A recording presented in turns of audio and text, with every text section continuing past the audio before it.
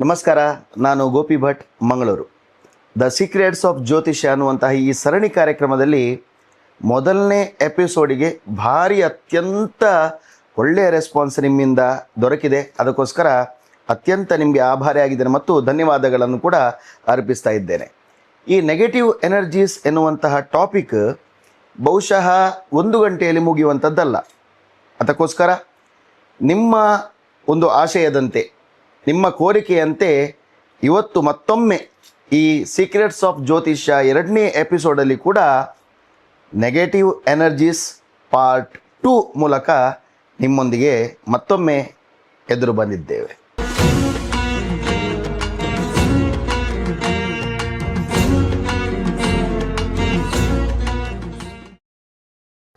ಈ negative energies part 2 ಹಾಗೂ ನಮ್ಮ ಸೀಕ್ರೆಟ್ಸ್ ಆಫ್ ಜ್ಯೋತಿಷ್ಯ ಇದರ ಎಪಿಸೋಡ್ 2ಗೆ ಮತ್ತೊಮ್ಮೆ ನಮ್ಮೊಂದಿಗೆ ಮಂಜೇಶ್ವರದ ಖ್ಯಾತ ಜ್ಯೋತಿಷಿ ಆಗಿರುವಂತಹ ಛತ್ರಪತಿ ಶಿವಾಜಿ ಪ್ರಭುಗಳಿದ್ದಾರೆ. ಅವರಿಗೆ ಕಾರ್ಯಕ್ರಮಕ್ಕೆ ಪ್ರೀತಿಯಿಂದ ಸ್ವಾಗತ ಮಾಡ್ತಾ ಇದ್ದೇನೆ.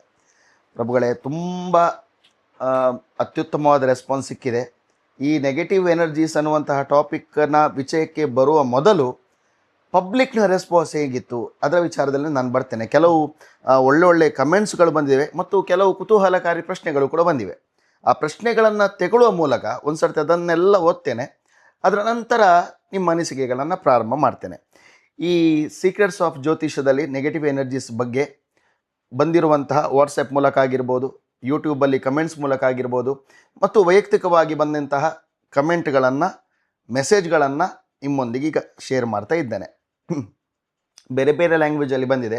ಏಕೆಂತ ಹೇಳಿದರೆ ವೀಕ್ಷಕರು ಕೂಡ ಕೇವಲ ಕನ್ನಡ ಭಾಷಿಗರು ಆಗಿರದೆ ಕೊಂಕಣಿಗರು ಇರ್ತಾರೆ, ಹಿಂದಿಯಲ್ಲಿ ಬೇರೆ ಮಹಾರಾಷ್ಟ್ರೀಯನ್ನೂ ಇರ್ತಾರೆ, ಅಥವಾ ಬೇರೆ ಬೇರೆ ಲ್ಯಾಂಗ್ವೇಜ್ನವರು ಇದ್ದಾರೆ. ಅವರ ಅನುಕೂಲಕ್ಕೆ ತಕ್ಕಂತೆ ಕೆಲವರು ಕನ್ನಡ ಭಾಷೆಯನ್ನು ಬಲ್ಲವರು ಅರ್ಥ ಮಾಡಿಕೊಂಡಿದ್ದಾರೆ, ಕನ್ನಡ ಬರೆದವರು ಕೂಡ ಅರ್ಥ ಮಾಡಲಿಕ್ಕೆ ಪ್ರಯತ್ನವನ್ನು ಪಟ್ಟಿದ್ದಾರೆ. ಈಗ ಅವರ ಕಮೆಂಟ್ಸ್ ಹೇಗಿತ್ತು ಒಂದು ಸರ್ತಿ ನೋಡಿ ಬರೋಣ. Watched the entire podcast, super ಅಂತ ಹೇಳಿ ಕೆಲವರು ಹಾಕಿದ್ದಾರೆ. ಹಾಗೆ I watched the full episode yesterday as I know Kannada, it was very very interesting ಅಂತ. ಕನ್ನಡದ ಅವರಿಗೆ ಗೊತ್ತಿತ್ತು, ಕನ್ನಡದಲ್ಲಿ ನೋಡಿದ್ದಾರೆ, ತುಂಬ ಇಂಟ್ರೆಸ್ಟಿಂಗ್ ಆಗಿತ್ತು ಅಂತ ಹೇಳಿದ್ದಾರೆ. Will definitely watch all the episodes ಅಂತ. ಧನ್ಯವಾದಗಳು ತಮಗೆ. ಮತ್ತೊಂದು comment, very good podcast. I think north Indian astrologers only focus on kundali etcetera. What you shared is not known to many people ಅಂತ ಹೇಳಿದ್ದಾರೆ. ಅಂದರೆ ಉತ್ತರ ಭಾರತದಲ್ಲಿ ಬಹುಶಃ ಈ ನೆಗೆಟಿವ್ ಎನರ್ಜೀಸ್ ಬಗ್ಗೆ ಚರ್ಚೆ ಮಾಡೋದು ಕಡಿಮೆ ಅಂತ ಅವರ ಅನಿಸಿಕೆ. ಇಂಥದ್ದನ್ನು ಮತ್ತೊಮ್ಮೆ ನೀವು ಹೇಳಬೇಕು, ಜನರಿಗೆ ಮತ್ತಷ್ಟು ಈ ಬಗ್ಗೆ ಹೇಳಬೇಕು ಅಂತ ಅವರ ಅನಿಸಿಕೆ. ಹಾಗೆ don't understand Kannada but a few words made sense and the way you presented yourself is beyond imagination ಅಂತ ಜ್ಯೋತಿಷಿಗಳಿಗೆ ಕಮೆಂಟ್ ಹಾಕಿದ್ದಾರೆ. ಆಗಲೇ ನಾನು ಹೇಳಿದೆ, ಕನ್ನಡ ಬರೆದವರು ಕೂಡ ಅರ್ಥ ಮಾಡಲಿಕ್ಕೆ ಪ್ರಯತ್ನ ಪಟ್ಟಿದ್ದಾರೆ. ಮುಂದಿನ ದಿವಸಗಳಲ್ಲಿ ಈ ಕನ್ನಡ ಬರೆದವರು ಕೂಡ ಅವರಿಗೆ ಫ್ಯಾನ್ ಫಾಲೋವರ್ಸ್ ಅತ್ಯಂತ ಹೆಚ್ಚಾಗಿರುವ ಕಾರಣ ಉತ್ತರ ಭಾರತದಲ್ಲಿ ಕೂಡ ಹಿಂದಿಯಲ್ಲಿ ಆದಷ್ಟು ಬೇಗ ನಿಮ್ಮೊಂದಿಗೆ ಬರ್ತೇವೆ. ಬ್ರಿಲಿಯಂಟ್ ಅಂತ ಒಬ್ಬರು ಕಮೆಂಟ್ ಹಾಕಿದ್ದಾರೆ. ಹಾಗೆ ಮತ್ತೊಬ್ಬರು ಕುತೂಹಲಕಾರಿ ಪ್ರಶ್ನೆಯನ್ನು ಕೂಡ ಕೆಲವರು ಕೇಳಿದ್ದಾರೆ. ಆ ಪ್ರಶ್ನೆಗಳನ್ನು ಓದ್ತೇನೆ, ಆ ಮೂಲಕ ಅವರ ಹತ್ರ ಉತ್ತರವನ್ನು ಕಂಡುಕೊಳ್ಳಲಿಕ್ಕೆ ಪ್ರಯತ್ನ ಪಡ್ತೇನೆ. Informative and especially I opening episode for those who don't believe. ಯಾರಿಗೆ ನಂಬಿಕೆ ಇಲ್ವಾ ಅವರ ನಂಬಿಕೆಯನ್ನು ತರಿಸುವಂತಹ ಒಂದು ಎಪಿಸೋಡ್ ಆಗಿತ್ತು ಅಂತ. ಸೆಕೆಂಡ್ಲಿ, ಪ್ರೇತ problem for family means how many nuclear family are not clear. ಅಂದರೆ ಯಾವ ಬರ್ತೇನೆ ನಾನು ಒಂದು ಸರ್ತಿ ಓದ್ತೇನೆ ಕಮೆಂಟ್, ಅದರ ನೆಕ್ಸ್ಟ್ ಅವರ ಹತ್ರ ಉತ್ತರ ತಗೊಳ್ತೇನೆ. ಮುಂದೆ ಬರುವಂಥ ಪ್ರಶ್ನೆಗಳು, ವೈ ಪ್ರೇತ problem for family who does systematic rituals. Is it because other extended family don't follow the rituals? ನಾವು ಯಾವಾಗಲೂ ಒಳ್ಳೆ ಧರ್ಮದ ಕಾರ್ಯಗಳನ್ನು ಮಾಡ್ತಾ ಇರ್ತೇವೆ, ಆದರೂ ಕೂಡ ನಮಗೆ ಯಾಕೆ ಅಟ್ಯಾಕ್ ಆಗ್ತದೆ? ನಮ್ಮ ಫ್ಯಾಮಿಲಿಯಲ್ಲಿ ಬೇರೊಬ್ಬರು ರಿಚುವಲ್ಸ್ ಅಂತ ಮಾಡದೇ ಇದ್ದರೆ ಅವರಿಂದ ನಮಗೆ ಅಟ್ಯಾಕ್ ಆಗ್ತದೆ ಅನ್ನುವಂಥ ಪ್ರಶ್ನೆ. ಇರಲಿ, ಮತ್ತೊಂದು ಪ್ರಶ್ನೆ. How preta problem get connected to individual jatak are not reflected on jataka? Next, hope all these issues get clarified in the next episode.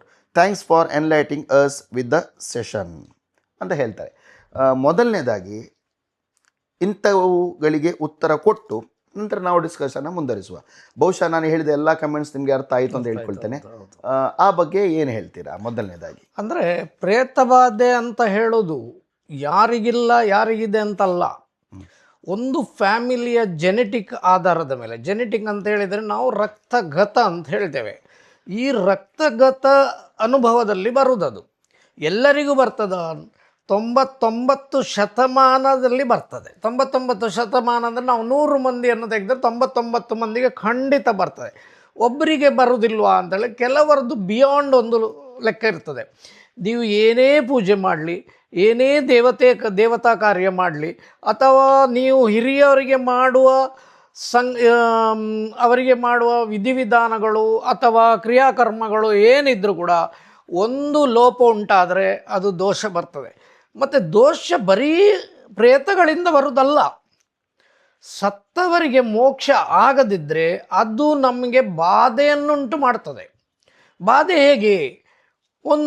ಒಬ್ಬ ವ್ಯಕ್ತಿ ರೋಗಗ್ರಸ್ತನಾಗಿ ತೀರಿ ಹೋಗಿದ್ದರೆ ಅಂಥದೇ ರೋಗ ಈ ಫ್ಯಾಮಿಲಿಯಲ್ಲಿ ಕಾಣ್ಬೋದು. ಉದಾಹರಣೆ, ಕ್ಯಾನ್ಸರ್ ವ್ಯಾಧಿ, ಹಾರ್ಟಿಗೆ ಸಂಬಂಧಪಟ್ಟ ವ್ಯಾಧಿ, ಪ್ಯಾರಲಿಟಿಕ್ ವ್ಯಾಧಿ, ಇಂಥದ್ದೆಲ್ಲ ವಂಶ ಪಾರಂಪರಾಗತವಾಗಿ ಬರ್ತದೆ. ಯಾಕೆ ಬರ್ತದೆ ಅಂದರೆ, ಒಂದು ಕುಟುಂಬದಕ್ಕೆ 7 ತಲೆಮಾರು ಲೆಕ್ಕ ಹಾಕ್ತೇವೆ ನಾವು ಹೇಳುವಾಗ. ಈ ಕ್ರಿಯಾಕರ್ಮ ಎಲ್ಲ ಹೇಳುವಾಗ 3 ತಲೆಮಾರಿಗೆ ಕೊಡೋದು. ತಂದೆ, ಅಜ್ಜ, ಪಿಜ್ಜ, ತಾಯಿ, ತಾಯಿಯ ತಾಯಿ, ತಾಯಿಯ ತಾಯಿ ಅಂದರೆ ಅಜ್ಜಿ.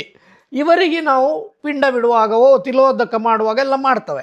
ಆದರೆ ಒಂದು ಜನನ ಆದ ಮಗು ಗರ್ಭದಲ್ಲಿ 5 ತಿಂಗಳ ನಂತರ ಒಂದು ಗರ್ಭದಲ್ಲಿ ಅಬಾರ್ಷನ್ ಆಗಿ ಹೋಗಿದ್ರೆ ಆ ದೋಷ ಕೂಡ ಉಂಟಾಗ್ತದೆ. ಯಾಕೆ ಈ ದೋಷ ಅಂತ ಹೇಳಿದರೆ, ಜನರಲಿ ನಮ್ಮ ಸೈನ್ಸಲ್ಲಿ ಒಂದು ಬೇರೆ ವಿಧದ ಅರ್ಥದಲ್ಲಿ ಹೇಳ್ತಾರೆ ಇದಕ್ಕೆ. ಆದರೆ ನಮ್ಮ ಜ್ಯೋತಿಷ್ಯ ಶಾಸ್ತ್ರದಲ್ಲಿ ಇದು ಮಿಡಿನಾಗರ ಅಂತ ಹೇಳ್ತೇವೆ. ಮಿಡಿನಾಗರ ಅಂದರೆ ಗರ್ಭದಲ್ಲಿ, ಆ ಗರ್ಭಾಶಯದಲ್ಲಿ ಉಂಟಾದ ಒಂದು ಜನನ ಕ್ರಿಯೆಗೆ ಒಂದು ಕಪ್ಪು ಡಾಟ್ ಬೀಳೋದು, ಬಿಳಿ ಚುಕ್ಕೆ, ಅದು ನಾವು ನಾಗದೋಷ ಅಂತ ಹೇಳ್ತೇವೆ. ಸೈನ್ಸಲ್ಲಿ ಏನು ಹೇಳ್ತದೆ ಅಂತೇಳಿದ್ರೆ, ಮೆಡಿಕಲ್ ಟರ್ಮಲ್ಲಿ ಅದು ಕಾರಣ ಆಗೋದು ಅವರಿಗೆ ಅಬಾರ್ಷನ್ ಆಗಿ ಹೋಗೋದು ಅಥವಾ ಸಿಸ್ಟ್ ಫಾರ್ಮೇಷನ್ ಅಂತ ಹೇಳ್ತಾರೆ. ಏನು ಸಿಸ್ಟ್ ಫಾರ್ಮೇಷನ್ ಅಂತ ಹೇಳಿದರೆ, ಒಂದು ವ್ಯಕ್ತಿಯ ಜಾತಕದಲ್ಲಿ, ಅದು ಗಂಡಸಾಗಲಿ ಹೆಂಗಸಾಗಲಿ, 5ನೇ ಮನೆಯಲ್ಲಿ ನೀಚ ಗ್ರಹಗಳಿದ್ದರೆ ಅದು ಆ ಥರದ ಒಂದು ಪ್ರಾಬ್ಲಮನ್ನು ಕೊಡ್ತದೆ. ಉದಾಹರಣೆ, ಹೆಂಗಸರಿಗೆ, ಈಗ ನಾವು ನಿಮಗೆ ಸೀಕ್ರೆಟ್ ಹೇಳ್ತಾ ಇರೋದು, 5ನೇ ಮನೆಯಲ್ಲಿರುವ ಗ್ರಹಗಳು ಗರ್ಭಾಶಯದಲ್ಲಿ ದೋಷ ಜಾಸ್ತಿ. ನನ್ನ ಹತ್ರ ಬರುವವರು, ನಾನು ತುಂಬ ಕಸ್ಟಮರನ್ನು ನೋಡುವಾಗ ಅವರಿಗೆ ಗರ್ಭಾಶಯದಲ್ಲಿ ತೊಂದರೆ ಉಂಟಂತ ಜಾತಕ ಹುಟ್ಟುವಾಗಲೇ ಬರ್ತಿರ್ತದೆ. ಹುಟ್ಟುವಾಗ ಅದರಲ್ಲಿ ಕುಜನಿದ್ದರೆ ಗರ್ಭನಾಶ ಅಂತಲೂ, ರಾಹು ಇದ್ದರೆ ಮಕ್ಕಳ ನಾಶ ಅಂತಲೂ, ಕೇತು ಇದ್ದರೆ ಮಕ್ಕಳ ಮರಣ ಅಂತಲೂ ಅಂತ ಹೀಗೆ ಹೇಳ್ತದೆ. ಶನಿ ಇದ್ದರೆ ಮಕ್ಕಳೇ ಆಗಲಿಕ್ಕಿಲ್ಲ ಅಂತ ಹೇಳ್ತಾರೆ. ಆಗ ಯಾವಾಗ ನಮ್ಮ ಹತ್ರ ಬರ್ತಾರೆ ಅಂತ ಹೇಳಿದರೆ, ಮದುವೆಯಾಗಿ ಒಂದು 5 ವರ್ಷ ಆಗದೇ ಇರುವಾಗ ವೈದ್ಯಕೀಯರ ಹತ್ರ ಹೋಗಿ ಅಲ್ಲಿ ಕೂಡ ವೈದ್ಯಕೀಯರು ಕೈ ಎತ್ತುತ್ತಾರೆ. ಏನು, ನಮಗೆ ಇನ್ನೂ ದೇವರೇ ಗತಿ ಅಂತ ಹೇಳ್ತಾರೆ. ಆಗ ಜ್ಯೋತಿಷ್ಯರ ಹತ್ರ ಬರ್ತಾರೆ. ಜ್ಯೋತಿಷ್ಯರು ಹೇಳುವಾಗ ಅವರಿಗೆ ಕೇಳುವ ವ್ಯವಧಾನ ಇರುವುದಿಲ್ಲ. ಶಾಸ್ತ್ರ ಏನು ಹೇಳ್ತದೆ ಅಂದರೆ, ಎಲ್ಲವೂ ವಿಧಿಲಿಖಿತ, ನೀವು ಹುಟ್ಟುವಾಗಲೇ ಬರೆದಿರ್ತಾರೆ, ಬ್ರಹ್ಮಲಿಖಿತ. ಒಬ್ಬ ಗಂಡಸಿನ ಜಾತಕದಲ್ಲಿ ಪಂಚಮದಲ್ಲಿ ಕೇತು ಇದ್ದರೆ ಪಂಚಮದಲ್ಲಿ ನೀಚಗ್ರಹ, ಹಾಗೆ ಹೆಣ್ಣಿನ ಜಾತಕದಲ್ಲಿ ಹೇಗೆ ನೀಚಗ್ರಹ ಇದ್ದರೆ ಗಂಡಸಿನ ಜಾತಕದಲ್ಲಿ ನೀಚಗ್ರಹ ಇದ್ದರೆ ಅವರದು ವೀರ್ಯ ಕಣಗಳು ಸತ್ತಿರ್ತವೆ, ಅಥವಾ ವೀರ್ಯ ಕಣಗಳು ಟರ್ಬಿಡಿಟಿ ಅಂತ ಹೇಳ್ತೇವೆ, ಅಥವಾ ವೀರ್ಯ ಗೊಜಲಾಗಿರ್ತದೆ. ಆದ ಕಾರಣ ಅವರಿಗೆ ಮಕ್ಕಳಾಗಲಿಕ್ಕಿಲ್ಲ. ಇದಕ್ಕೆ ನಾವು ಜ್ಯೋತಿಷ್ಯ ಶಾಸ್ತ್ರದಲ್ಲಿ ಸರ್ಪ ಶಾಪ ಅಂತ ಹೇಳ್ತೇವೆ, ನಾಗದೋಷ ಅಲ್ಲ. ನೋಡಿ ಅರ್ಥ. ಆಗ ಇದೆಲ್ಲ ಹೇಗೆ ಬರ್ತದೆ ಅಂತ ಕೇಳಿದರೆ, ನನ್ನ ಅನುಭವ ಪ್ರಕಾರ ನಾನು ಹಲವು ಗ್ರಂಥಗಳನ್ನು ರೆಫರ್ ಮಾಡುವಾಗ ಕಾಣೋದೆಂಥದಂದರೆ, ಈಗ ಜ್ಯೋತಿಷರೇ, ಒಂದು ಹೇಗೆ ಬರ್ತದೆ ಅನ್ನುವಂಥಕ್ಕಿಂತ ಮೊದಲು ಒಂದು ನಾನು ಪ್ರಶ್ನೆಗೆ ಡೀಪ್ ಹೋಗ್ಲಿಕ್ಕೆ ಇಚ್ಛೆ ಪಡ್ತೇನೆ. ಏನು ಅಂತ ಹೇಳಿದರೆ, ಅವರೊಂದು ಉತ್ತಮ ಪ್ರಶ್ನೆ ಕೇಳಿದರು, ಅಥವಾ ಹಲವಾರು ಜನರ ಪ್ರಶ್ನೆ ಕೂಡ ಇದೆ. ಅವರ ಫ್ಯಾಮಿಲಿಯವರು ಮನೆಯಲ್ಲಿ ಒಳ್ಳೊಳ್ಳೆ ಧಾರ್ಮಿಕ ಕಾರ್ಯಗಳನ್ನು ಮಾಡ್ತಾರೆ, ಸತ್ಯನಾರಾಯಣ ಪೂಜೆ ಆಗಿರ್ಬೋದು, ದೇವರ ದೊಡ್ಡ ಆರಾಧಕರು. ಆದರೆ ಅಂಥ ಫ್ಯಾಮಿಲಿಗೆ ನಮಗೆ ಏಕೆ ದೇವರು ಅಂತ ಕಷ್ಟ ಕೊಡ್ತಾರೆ? ನಾವು ಹಿರಿಯರಿಂದ ಕೂಡ ಆರಾಧನೆ ಮಾಡ್ತಾ ಬರ್ತಾ ಇದ್ದೇವೆ, ಆದರೆ ನಮ್ಮ ಜಾತಕದಲ್ಲಿ ಹೀಗೆ ಕೂಡ ಬಂದಿದೆ ಅಂತ ಹೇಳಿದರೆ. ಸತ್ಯ, ನೀವು ಕೇಳುವ ಪ್ರಶ್ನೆ ಭಾರಿ ಒಳ್ಳೆಯ ಪ್ರಶ್ನೆ, ನಿಜವಾಗಿ ಒಂದು ಕೇಳಬೇಕಾದ ಪ್ರಶ್ನೆ. ಏನಂತ ಹೇಳಿದರೆ, ನಾವೆಲ್ಲವನ್ನು ಮಾಡ್ತೇವೆ, ನಾವು ಅದು ಮಾಡಿದ್ದೇವೆ, ಇದು ಮಾಡಿದ್ದೇವೆ, ಸಾಕ್ಷಾತ್ ಶಿವನನ್ನು ತಂದು ಮನೆಯಲ್ಲಿ ಪೂಜನೆ ಮಾಡ್ತೇವೆ, ಸಾಕ್ಷಾತ್ ವಿಷ್ಣು ದೇವರನ್ನು, ದುರ್ಗೆಯನ್ನು, ಹಲವು ಅವರವರ ನಂಬಿಕೆ ಇದಾಗಿ. ಇದು ಹೇಗೆ ಅಂತ ಹೇಳಿದರೆ, ನಮ್ಮ ಫೋರ್ ಫಾದರ್ಸ್ ಏನಾದರೂ ಒಂದು ತಪ್ಪು ಮಾಡಿದರೆ ಆ ತಪ್ಪು ಯಾರು ಸರಿ ಮಾಡಬೇಕು ಹೇಳಿ? ನೀವು ಮಾಡಿದ ತಪ್ಪು ನಿಮ್ಮ ಹಿರಿಯವರೇ ಸರಿ ಮಾಡಬೇಕು, ನಿಮ್ಮ ಹಿರಿಯವರು ಮಾಡಿದ ತಪ್ಪನ್ನು ನೀವು ಸರಿ ಮಾಡಬೇಕು. ತಾವು ಹೇಳಿದ ಪ್ರಶ್ನೆ ಹಿರಿಯವರು ಮಾಡಿದ್ದಂತ ಹೇಳಿದರೆ, ಈಗ ಒಂದು ಉದಾಹರಣೆ, ಒಂದು ಗಂಡಸು ಅಥವಾ ಒಂದು ಹೆಂಗಸು ಏನಾದರೂ ಅವಳ ಬಾಳಿನಲ್ಲಿ, ಅವಳ ಲೈಫ್ ಸ್ಪ್ಯಾನಲ್ಲಿ ತಪ್ಪು ಮಾಡಿರ್ತದೆ, ಗೊತ್ತಿಲ್ಲದೆ. ಆ ತಪ್ಪನ್ನು ಒಂದು ಸರಿ ಮಾಡಬೇಕಲ್ಲ, ಯಾರು ಮಾಡೋದು? ಯಾರು ತಪ್ಪು ಮಾಡಿರ್ತಾರೆ ಅವರು ತಿರುಗಿ ಮಕ್ಕಳಾಗಿಯೋ ತಿರುಗಿ ಮೊಮ್ಮಕ್ಕಳಾಗಿಯೋ ಹುಟ್ಟಿ ಬಂದು ಅದನ್ನು ಸರಿ ಮಾಡೋ ಒಂದು ಆಯ್ಕೆಯನ್ನು ದೇವರು ನಮಗೆ ಕೊಟ್ಟಿರ್ತಾನೆ. ಹೇಗೆ ಪುನರಪಿ ಜನನಂ ಪುನರಪಿ ಮರಣಂ ಅಂತ ಹೇಳಿದಾನೆ. ಇದು ಕೆಲವರು ಅಂತ ಹೇಳಿದ್ರೆ ನಾನು ಹೇಳ್ತೇನೆ, ಈಗ ನನಗೆ ಒಂದು ಉದಾಹರಣೆ, ಕೆಲವರು ಇದನ್ನು ನಂಬುವುದಿಲ್ಲ, ಆದರೆ ಹಾಗೆಲ್ಲ, ಇದು ವಿಧಿಲಿಖಿತ ಅಂತ ಲೆಕ್ಕ. ಇದು ನಿಜವಾಗಿ ಶಾಸ್ತ್ರ ಹೇಳುವಾಗ ಎಲ್ಲರೂ ಅದನ್ನೆಲ್ಲ ಹೇಳೋದಿಲ್ಲ, ನಾವು ಅದು ಮಾಡ್ತೇವೆ, ನಾವು ಇದು ಮಾಡ್ತೇವೆ ಎಲ್ಲ ಹೇಳ್ತೇವೆ. ಏನು ಮಾಡಿದ್ದು ಸಮರ್ಪಕವಾಗಿ ಆಗಿದೆಯೋ ಅಂತ ಯಾರಿಗೂ ಗೊತ್ತಿರುವುದಿಲ್ಲ. ಹೌದು, ಮತ್ತೊಂದು ಶಬ್ದ ನೀವು ಉತ್ತಮ ಹೇಳಿದ್ರೆ, ಅಂದರೆ ಆ ವಿಷಯದಲ್ಲಿ ಕೂಡ ತುಂಬ ಕುತೂಹಲ ಇದೆ. ಈ ವಿಧಿಲಿಖಿತ ಅಂತ ಆದಮೇಲೆ ನಾವು ಇಂಥದ್ದು ಪರಿಹಾರ ಎಲ್ಲ ಯಾಕೆ ಮಾಡಬೇಕು ಅನ್ನೋಂಥ ಕ್ವಶನ್ ತುಂಬ ಮಂದಿ ಬರ್ತದೆ. ಹೌದು ಭಟ್ರೆ, ತಾವು ಹೇಳಿದ್ದು ಸಹಜ. ವಿಧಿಲಿಖಿತ ಅನ್ನೋದು ವಿಧಿಲಿಖಿತ ಅಂತ ಹೇಳಿ ನಾವು ಏನು ಅದಕ್ಕೆ ಪರಿಹಾರ ಮಾಡದೇ ಇರೋದಲ್ಲ. ವಿಧಿಲಿಖಿತ ಯಾರಿಗೆ? ನಾಸ್ತಿಕರಿಗೆ. ನಾಸ್ತಿಕರು ಕೂಡ ಒಂದು ಕಾಲಘಟ್ಟದ ಹೇಳ್ತಾರೆ, ದೇವರೇ ನನ್ನನ್ನು ಬದುಕಿಸು ಅಂತ ಹೇಳ್ತಾರೆ. ಉದಾಹರಣೆ ಅಂತ ಕೇಸು ಎಷ್ಟೋ ಇದೆ, ಅದು ನಾನು ನಿಮಗೆ ನೆಕ್ಸ್ಟ್ ಹೇಳ್ತೇನೆ. ನೀವು ವಿಧಿಲಿಖಿತ ಅಂತ ಹೇಳುವಾಗ ನೀವೊಂದು ಒಳ್ಳೆ ಸೊಫೆಸ್ಟಿಕೇಟೆಡ್ ಕಾರ್ ತಗೊಳ್ತೀರಿ, ಜಾಗ್ವಾರ, ಮರ್ಸಿಡೀಸ, BMW, ಅದರಲ್ಲಿ 240 ಸ್ಪೀಡ್ ಬರ್ತಿದೆ. ಈ ಇಂಡಿಯನ್ ರೋಡಿಗೆ ಅಥವಾ ಫಾರಿನ್ ರೋಡಿಗೆ ಅದನ್ನು 240 ಸ್ಪೀಡಲ್ಲಿ ಓಡಿಸ್ಬೇಕಾ, 80ರಲ್ಲಿ ಓಡಿಸ್ಬೇಕಾ, 90ರಲ್ಲಿ ಓಡಿಸ್ಬೇಕಾ? ನೀವಲ್ವ ಡಿಸೈಡ್ ಮಾಡಿಡು. ವಿಧಿಲಿಖಿತ ನೀವು ಹುಟ್ಟುವಾಗಲೇ ಬರೆದಿದೆ. ವಿಧಿಲಿಖಿತ ಏನು ಬರ್ತಿದೆ ಅಂತ ಹೇಳಿದರೆ, ಒಬ್ಬರ ಜಾತಕದಲ್ಲಿ ಪಂಚಮದಲ್ಲಿರುವ ನೀಚ ಗ್ರಹ ಮಕ್ಕಳು ನಾಶವನ್ನು ಸೂಚಿಸುತ್ತದೆ, ಸಪ್ತಮದಲ್ಲಿರುವ ಗ್ರಹಗಳು ಹೆಂಡತಿಯ ನಾಶವನ್ನು ಸೂಚಿಸ್ತದೆ, ನವಮದಲ್ಲಿರುವ ಗ್ರಹಗಳು ತಂದೆಯ ನಾಶವನ್ನು ಸೂಚಿಸ್ತದೆ, ಚತುರ್ಥದಲ್ಲಿರುವ ಗ್ರಹಗಳು ತಾಯಿಯ ನಾಶವನ್ನು ಸೂಚಿಸ್ತದೆ. ವಿಧಿಲಿಖಿತ ಅಂದರೆ ಇದು. ಬಟ್ ಅದಕ್ಕೆ ಪರಿಹಾರ ಇದೆ. ವಿಧಿಲಿಖಿತ ಅಂತ ನಾವು ಸುಮ್ಮನೆ ಬಿಡ್ಲಿಕ್ಕೆ, ಈಗ ಮನೆಯಲ್ಲಿ ಕರೆಂಟ್ ಹೋಗ್ತದೆ, ಕರೆಂಟ್ ಹೋಗುವಾಗ ನೀವು ಸುಮ್ಮನೆ ಕೂತ್ಕೊಳ್ತೀರಾ? ಮೊಂಬತ್ತಿ ಉರಿಸ್ತೀರಾ, ಜನರೇಟರ್ ಹಾಕ್ತೀರಾ, ಈಗ ಹೊಸದಾಗಿ ಇನ್ವರ್ಟರ್ ಹಾಕ್ತೀರಾ. ಕರೆಂಟು ಹೋದದ್ದನ್ನು ಸರಿ ಮಾಡ್ತದಲ್ಲ, ಊರಿಗೆ ಕರೆಂಟ್ ಹೋಗಿರ್ತದಲ್ವ. ಆಗ ನಾವೇನು ಮಾಡ್ತೇವೆ? ಕಾಲಕ್ಕೆ ತಕ್ಕಂಥ ಕೋಲ ಅಂತ, ಕಾಲಕ್ರಮೇಣ ಹೇಗೆಲ್ಲ ಆಗಬೇಕು ಅದನ್ನೆಲ್ಲ ಕ್ರಮ ಪ್ರಕಾರ ಮಾಡಿದರೆ ವಿಧಿಲಿಖಿತವನ್ನು ಬದಲಾವಣೆ ಮಾಡಲಿಕ್ಕೆ ಆಗ್ತದೆ. ಆಗದೇ ಇಲ್ಲ. ಮತ್ತೆ ತಾವು ಹೇಳಿದ ವಿಧಿಲಿಖಿತ ಮತ್ತೊಂದು ಪ್ರಶ್ನೆ ಇದೆ, ಅದರಲ್ಲೇ ನಾನು ಪೂರಕವಾಗಿ ಹೇಳುವಂಥದ್ದು. ಈಗ ಕೆಲವರು ಹೇಳ್ತಾರೆ, ಆಗುವುದನ್ನು ತಪ್ಪಿಸ್ಲಿಕ್ಕೆ ಆಗುದಿಲ್ಲ, ಸಣ್ಣ ಮಟ್ಟದಲ್ಲಿ ಆದರೂ ಆಗಿ ಹೋಗ್ತದೆ ಅದು ಅಂತ. ಹೌದು, ಅಂದರೆ ದೊಡ್ಡದಲ್ಲಿ ಆಗುವಂಥದ್ದು ಏನಾದರೂ ಪರಿಹಾರ ಮಾಡಿದರೆ ಸಣ್ಣದಲ್ಲಿ ಆಗಿ ಹೋಗ್ತದೆ ಅಂತ. ಅದು ನಿಜವಾ? ನಿಜ. ಯಾಕಂತ ಹೇಳಿದರೆ, ನಾನು ಹಿಂದಿನ ಒಂದು ಎಪಿಸೋಡಲ್ಲಿ ಹೇಳಿದ್ದೇನೆ, ಈ ಜ್ಯೋತಿಷ್ಯ ಶಾಸ್ತ್ರ ಬರೆಯುವಾಗಲೇ ಅದಕ್ಕೆ ಪಾರ್ವತಿ ದೇವಿಯವರು ಅದಕ್ಕೆ ಪರಿಹಾರ ಬರೆದಿರ್ತಾರೆ. ಏನು ಪರಿಹಾರ ಬರ್ತದೆ? ಒಂದು ಶುಕ್ರಾದಿತ್ಯ ಸಂಧಿಶಾಂತಿ ಅಂತ ಇಟ್ಟುಕೊಳ್ಳಿ. ಅದು ಮಾಡದಿದ್ದರೆ ತಂದೆಯ ಮರಣ ಶತಸಿದ್ಧ. ಅರ್ಥ ಆಯ್ತಲ್ಲೋ? ಹಾಗೆ ಇನ್ನೊಂದು ರಾಹು ಬೃಹಸ್ಪತಿ ಕೂಡ ಮಾಡದಿದ್ದರೆ, ಒಂದು ಮಗುವಿನ ಜಾತಕದಲ್ಲಿ ರಾಹು ಬೃಹಸ್ಪತಿ ಸಂಧಿಶಾಂತಿ ಮಾಡದಿದ್ದರೆ ಏನು ಹೇಳ್ತದೆ? ಲಗ್ನದ ನವಮಾಧಿಪತಿ ಗುರು ವ್ಯಯಾಧಿಪತಿ ಗುರು ಆಗಿದ್ದು ಚತುರ್ಥದಲ್ಲಿ ಕೂತ್ರೆ ತಂದೆ ತೀರಿ ಹೋಗ್ತಾರಂತ ಡೈರೆಕ್ಟ್ ಹೇಳ್ಬೋದು. ಆದರೆ ಅದಕ್ಕೆ ಪರಿಹಾರಗಳು ಕೂಡ ಇದೆ. ರಾಹು ಬೃಹಸ್ಪತಿ ಸಂಧಿಶಾಂತಿ ಮಾಡಿದರೆ ತಂದೆಯನ್ನು ಬದುಕಿಸಬಹುದು. ಹೀಗೆ ಮಂಜೇಶ್ವರದಲ್ಲಿ ಒಬ್ಬರಿಗೆ ಹೇಳಿದ್ದುಂಟು, BJPಯ ಒಬ್ಬ ಲೀಡರಿಗೆ ನಾನು ಹೇಳಿದ್ದುಂಟು, ಅವನ ಹೆಂಡತಿಯ ಜಾತಕದಲ್ಲಿ ಗಂಡ ತೀರಿ ಹೋಗಬೇಕು, ಅವನ ಮಕ್ಕಳು 3 ಮಕ್ಕಳ ಜಾತಕದಲ್ಲಿ ತಂದೆ ತೀರಿ ಹೋಗ್ತಾರಂತ ಉಂಟು. ನಾನು ಅವನಿಗೆ ಹಠ ಕಟ್ಟಿ ಪೂಜೆ ಮಾಡಿಸಿ, ಈಗಲ್ಲ 2008ರಲ್ಲಿ ಅನ್ನೋ ದೊಡ್ಡ BJP ಮುಖಂಡ.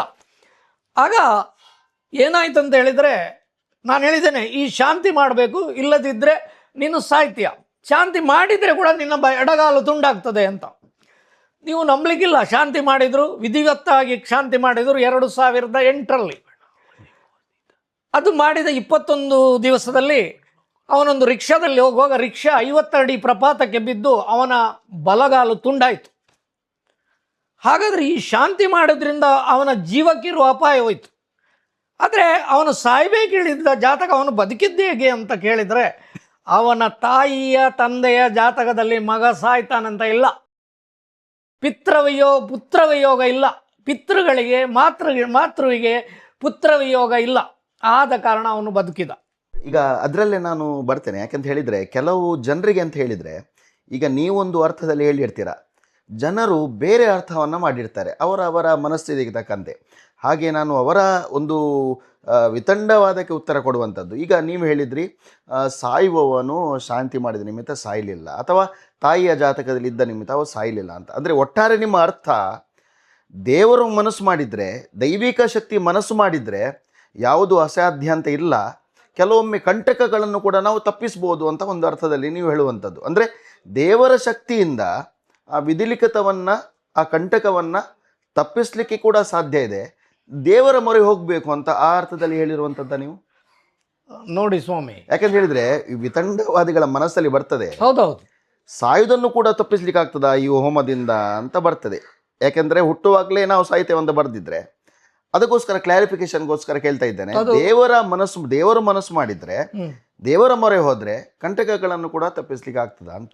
ಸತ್ಯವಾಗಿ ಆಗ್ತದೆ. ಯಾಕೆ ಅಂತ ಹೇಳಿದರೆ, ಪ್ರತಿ 27 ನಕ್ಷತ್ರದಲ್ಲಿ ಇಂತಿಂಥ ನಕ್ಷತ್ರಗಳಿಗೆ ಇಂತಿಂಥದ್ದು ಆಯುಷ್ಯ ಅಂತ ಮೊದಲೇ ಡಿಕ್ಲೇರ್ ಆಗಿರ್ತದೆ. ಅರ್ಥ ಆಯ್ತಲ್ವಾ?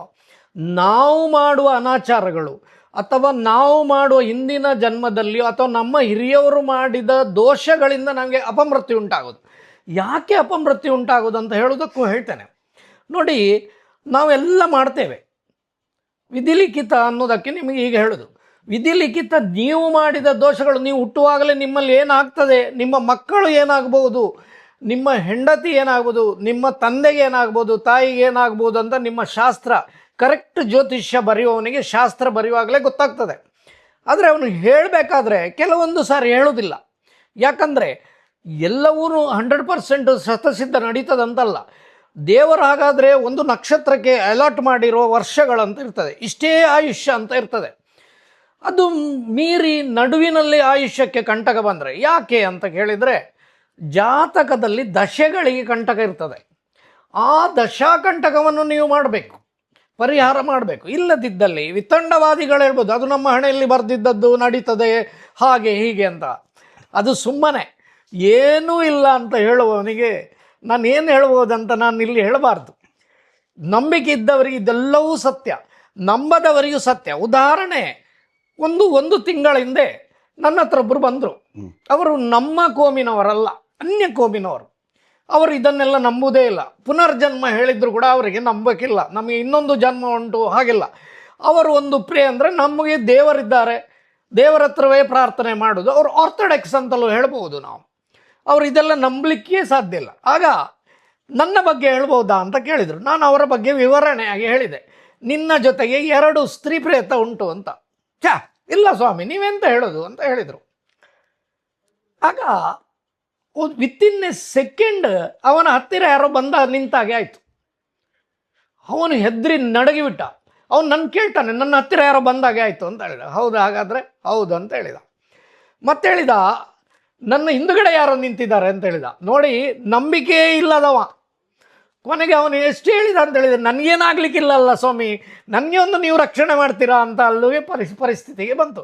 ಹಾಗಾದರೆ ಇದು ಸುಳ್ಳಲ್ಲ. ಏನಾಗ್ತದೆ ಅಂತ ಹೇಳಿದರೆ, ಜನರು ನಮಗೆ ಅನುಕೂಲ ಶಾಸ್ತ್ರವನ್ನು ಅಡಾಪ್ಟ್ ಮಾಡಿದ್ದಾರೆ. ಏನು ಅನುಕೂಲ ಶಾಸ್ತ್ರ? ಜ್ಯೋತಿಷ್ಯರೆಲ್ಲ ಹೇಳೋದು ಸುಳ್ಳು ಅಂತ ಬಂದಿದೆ. ಆದರೆ ಜ್ಯೋತಿಷ್ಯರ ಹತ್ರ ಯಾವಾಗ ಹೋಗ್ತೀರಿ ನೀವು? ನಿಮಗೆ ಮದುವೆ ಆಗಿರ್ತದೆ, 4-5 ವರ್ಷ ಆಗಿರ್ತದೆ, ಮಕ್ಕಳಾಗೋದಿಲ್ಲ. ಜ್ಯೋತಿಷ್ಯರ ಹತ್ರ ಹೋಗ್ತದೆ. ಏನು ಬಾಧೆ? ಪ್ರೇತ ಬಾಧೆ, ಬ್ರಹ್ಮಚಾರಿಯ ಬಾಧೆ, ಅಥವಾ ಸತ್ತವರದು ಬಾಧೆ.